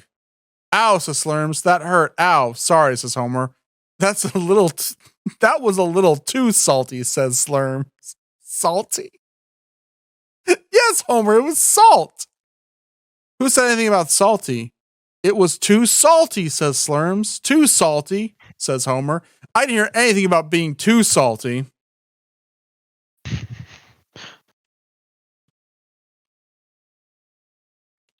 Homer's just being woefully ignorant over here. I can't fucking handle this. We need to get past those guards to get into the zone. Slurms, will you distract them? Sure, says Slurms. I'll make a mess. A big mess. Yeah, says Homer. Make a big mess. I'm going to die. Got me. Going to die. Oh, Slurm Lord. makes a big mess. Wow, says Slurms. I made a big yes. Uh-huh, says Homer. I think we've got them distracted. Yeah, says Slurms. Yeah, that would work. Enter zone. Make wish. The guard sees the mess and says, I don't see anything. There was a big mess right here, says Homer. What kind of mess? Asks the guards. I don't know, says Homer.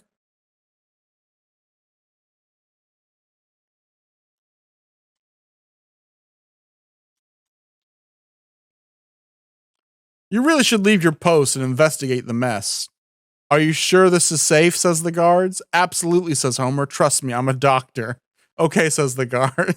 I guess I have no choice.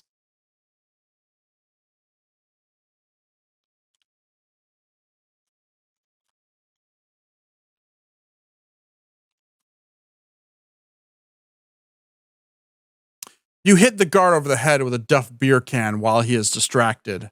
Ouch, says the guard. You're hurting me. That's what you get for ignoring him. Yep. Yep. Ouch, says the guard. You are hurting me. That's what you get for ignoring a big mess, says Homer. You're hurting me.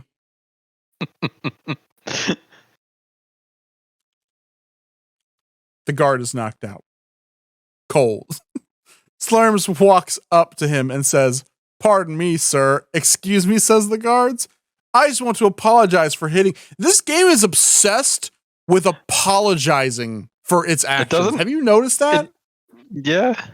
Characters just it keep gets that way. profusely apologizing. Like Belial, which that was the best story of the night, by the way, but Belial just kept fucking apologizing for everything.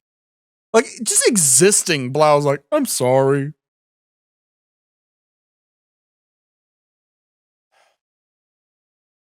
This fucking rules. Homer sneaks past the cordon into the zone. You did what, says the guard? I apologize for hitting you. What, says the guard? I apologize for hitting you.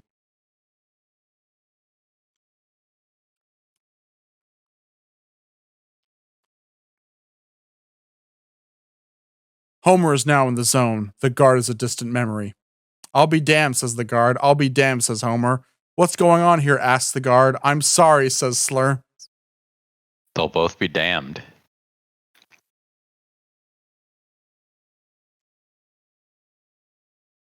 The guard dies. I don't want to talk to the guard anymore.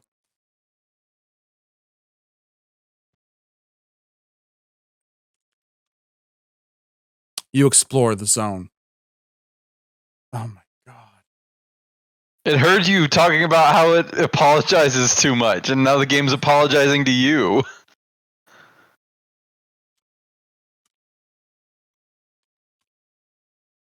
Homer finds the room that grants wishes in the zone. I'm sorry.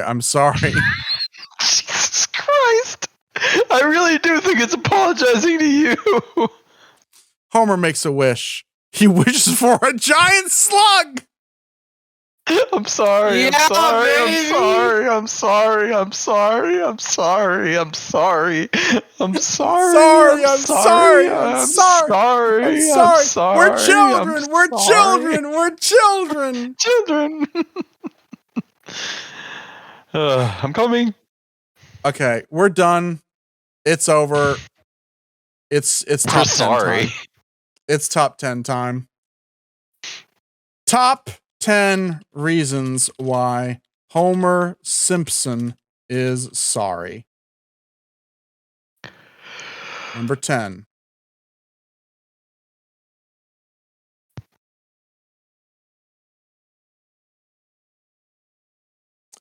Homer's sorry that he never took his father's advice to never pass up a chance to use the bathroom. I can see that. Number 9. He is sorry for his part in the creation of the I Love Lucy episode, The Pregnancy Test. Number 8. Homer is sorry for the times when he had sex with Marge. That's, I mean, okay.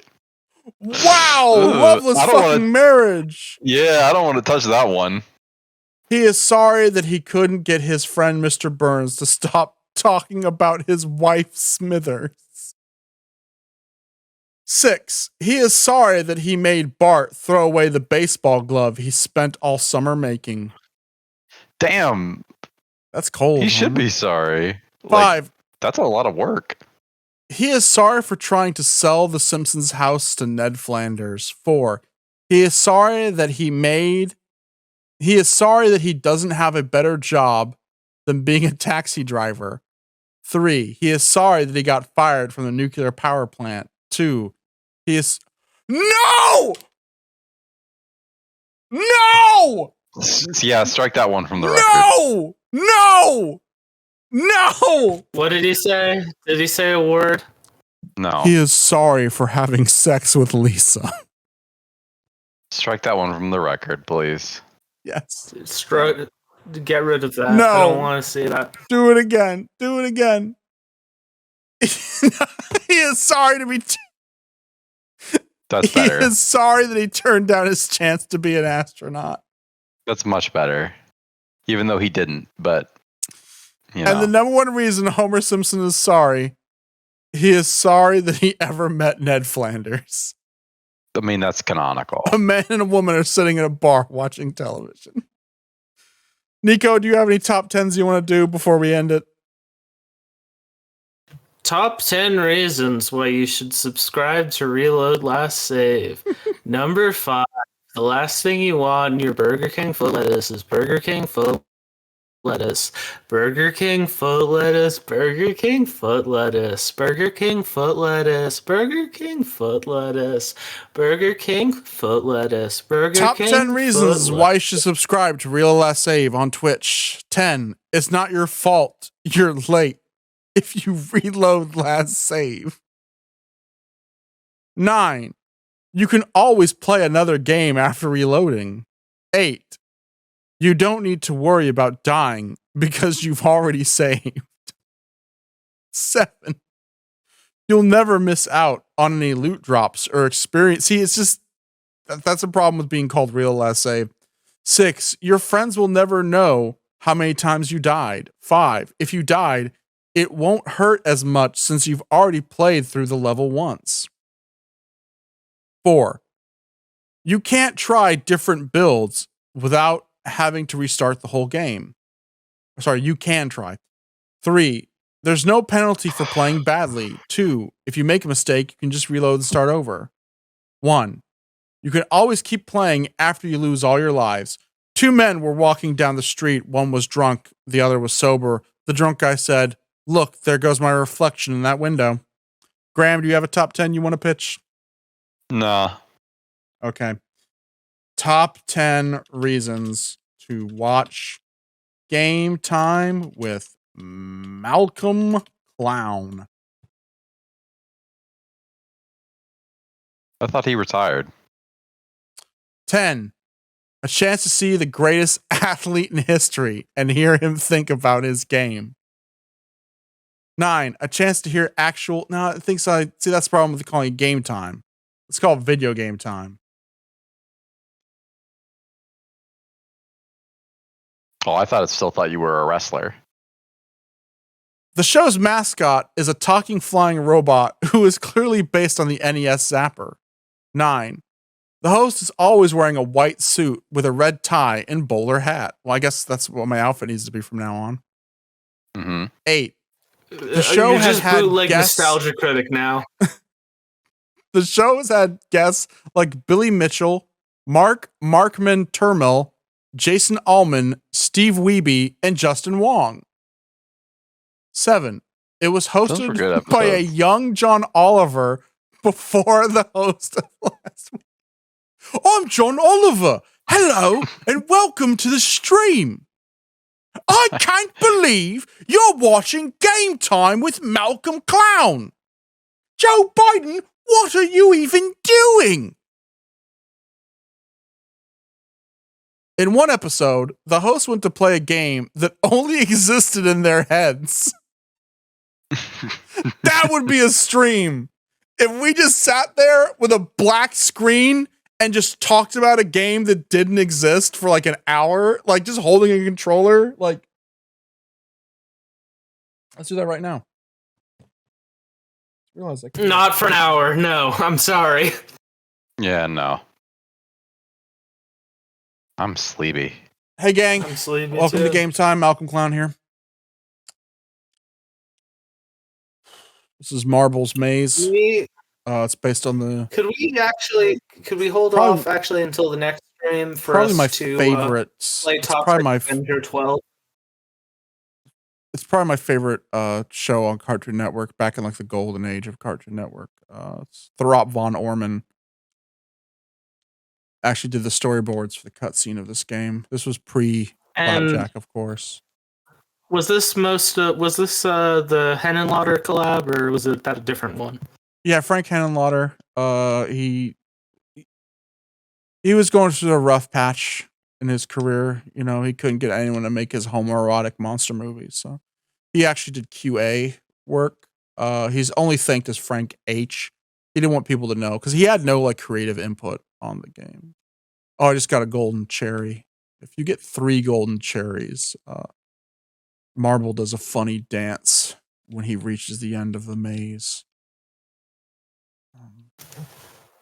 And with The thing is that, that further levels I'm are afraid- locked behind how many golden cherries you actually collect. Good night, It's Malcolm funny. Clown.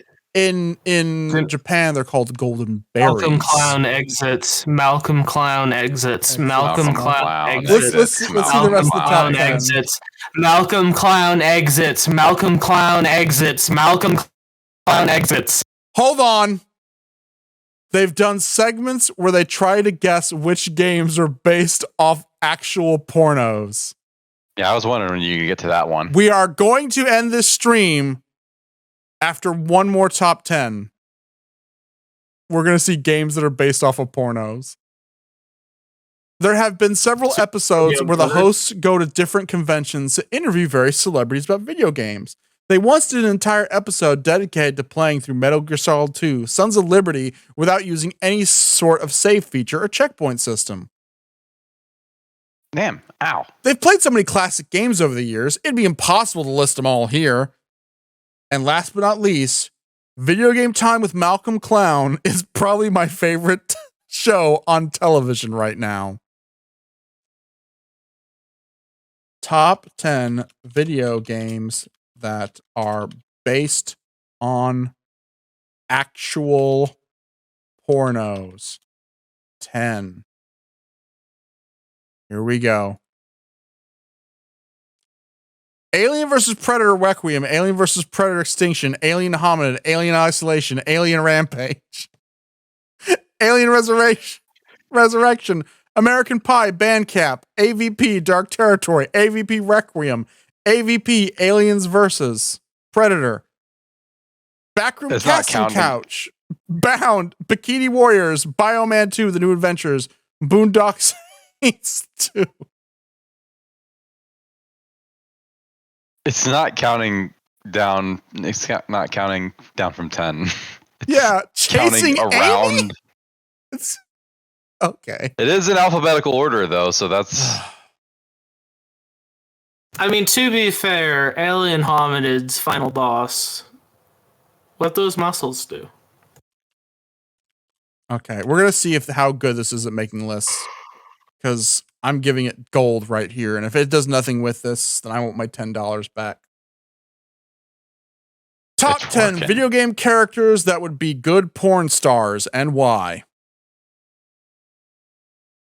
Dante from Devil May Cry, PlayStation 2. Dante is basically a muscle-bound action hero with a penchant for killing demons and punching people. I can't think of a better profession than that. I mean, it's a different kind of punching, but yeah. Sonic the Hedgehog. Sonic is a blue hedgehog who lives in a world populated by anthropomorphic animals. He runs fast and fights bad guys. I mean, clearly that appeals to some people. Let's try this again. It was close. Oh. Top 10 video game characters that would be good at porn, that would be good porn stars, and why they would be good at sex. Number 10. Bowser. He's got the whole bad guy thing down plat. Plus, you know, he can't actually die. 9. Snake. Snake's already kind of a ladies' man. Is he? Who wouldn't want to get it? Who wouldn't want to see him get into some hardcore action? 8. Sonic the Hedgehog. The guy just seems like he's pretty good in bed. Novel AR wants to fuck Sonic the Hedgehog. 7. Mega Man. I mean, come on. Come on. Yes, Come on, that guys. was it. 6. Crash Bandicoot. Again, the whole can't die thing makes this a no-brainer. How dangerous is the sex that you are having that the fact that your partner can't die is a huge boon? 5. Samus Aran. Samus is basically built for fucking. I don't know how to feel about that one. I don't like this, but keep going. 4. Dante. Dante's got the whole dungeon master vibe going. I like the next Roll one. for fucking initiative. I like the next. Professor Layton. Professor Layton is the perfect teacher. Plus, he's always got a few tricks up his sleeve. Listen, the rest of them are sexy. He's just supportive. Link. Link has the whole I'm your hero thing going for him. What woman wouldn't want to fuck her own personal superhero? Number 1. I'm sorry. I read the next one. Marvel Pikachu. has been a poison for. Number 1. Pikachu would be great at sex because he could literally do anything he wanted and still make it seem. No, it just ended it. Still make it still seem. make it No, seem yeah. what? No, that's it. Still make it seem. You can do literally make it anything you seem. wanted, and he'd still make it seem. I want to know. This is Still make it seem what? Sexy. There we are. Perfect. We did it in one. I'm gonna Cut. go home. Oh my God. Hold on. Top 10 No. ways to tell your I just wanted to read it. I won't do the rest of the top 10. The game came up with this on its own. Top 10 ways to tell you're playing a bad game. 10. You're playing as a female character and there's a line of dialogue that goes something like, "Do you think we'll ever find love?" Yeah. You think love can bloom on the battlefield? Laura Croft, do you think we'll ever find love?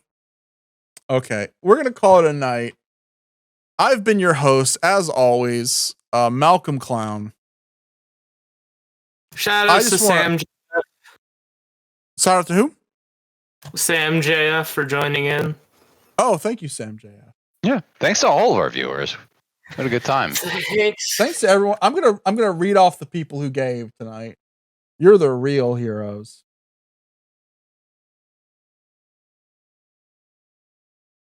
I'm gonna break kayfabe here for a second. This has been really hard to do because I got a huge glob of makeup in my eye, and I can't get it out.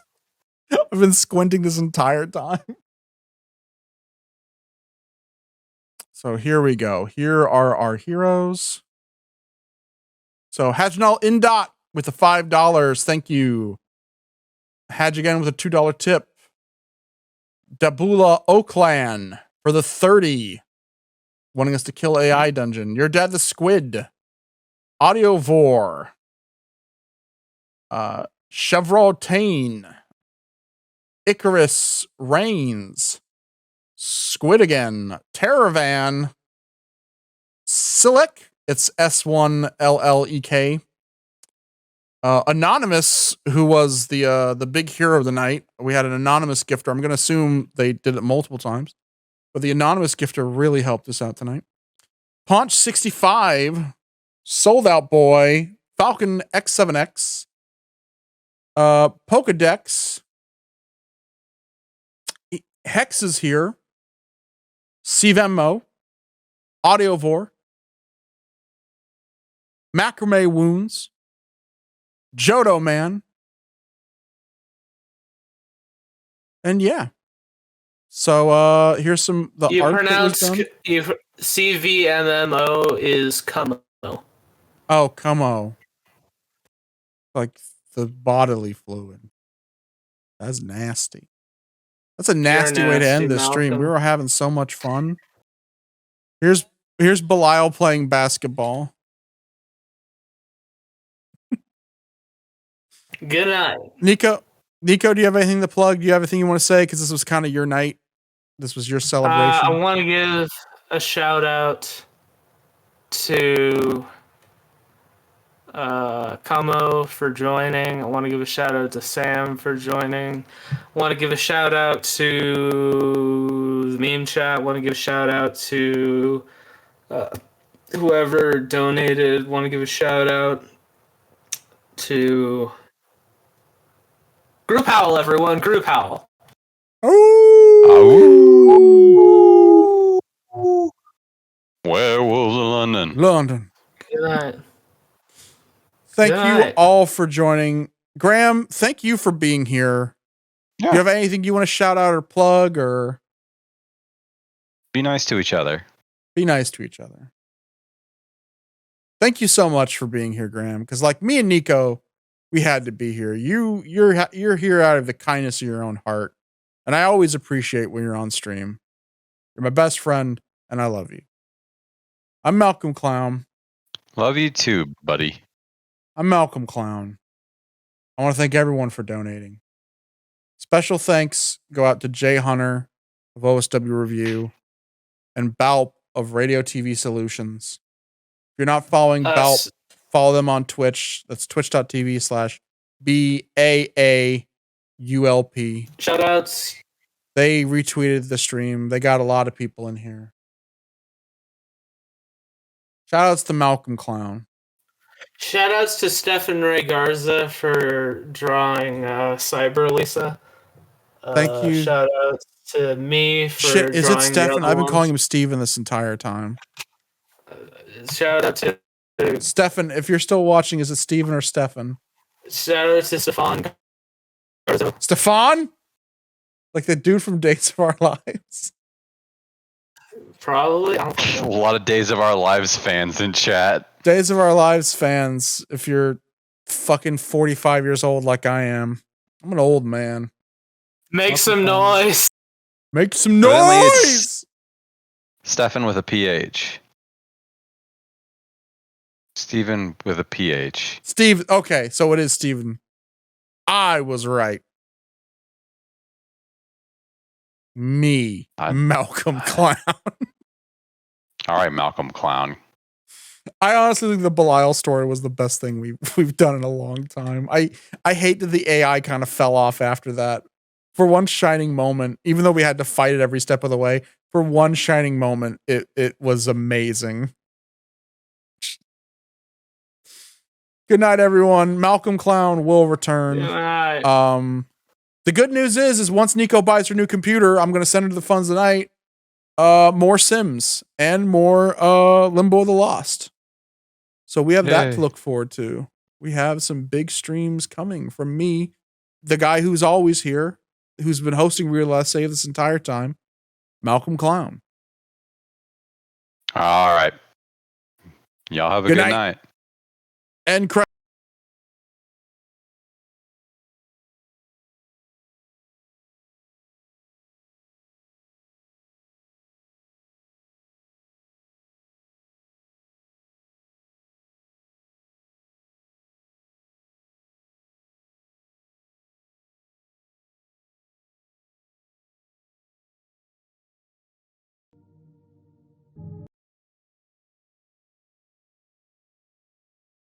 Oh, are you still there? Yeah, you're still live. Okay, you're just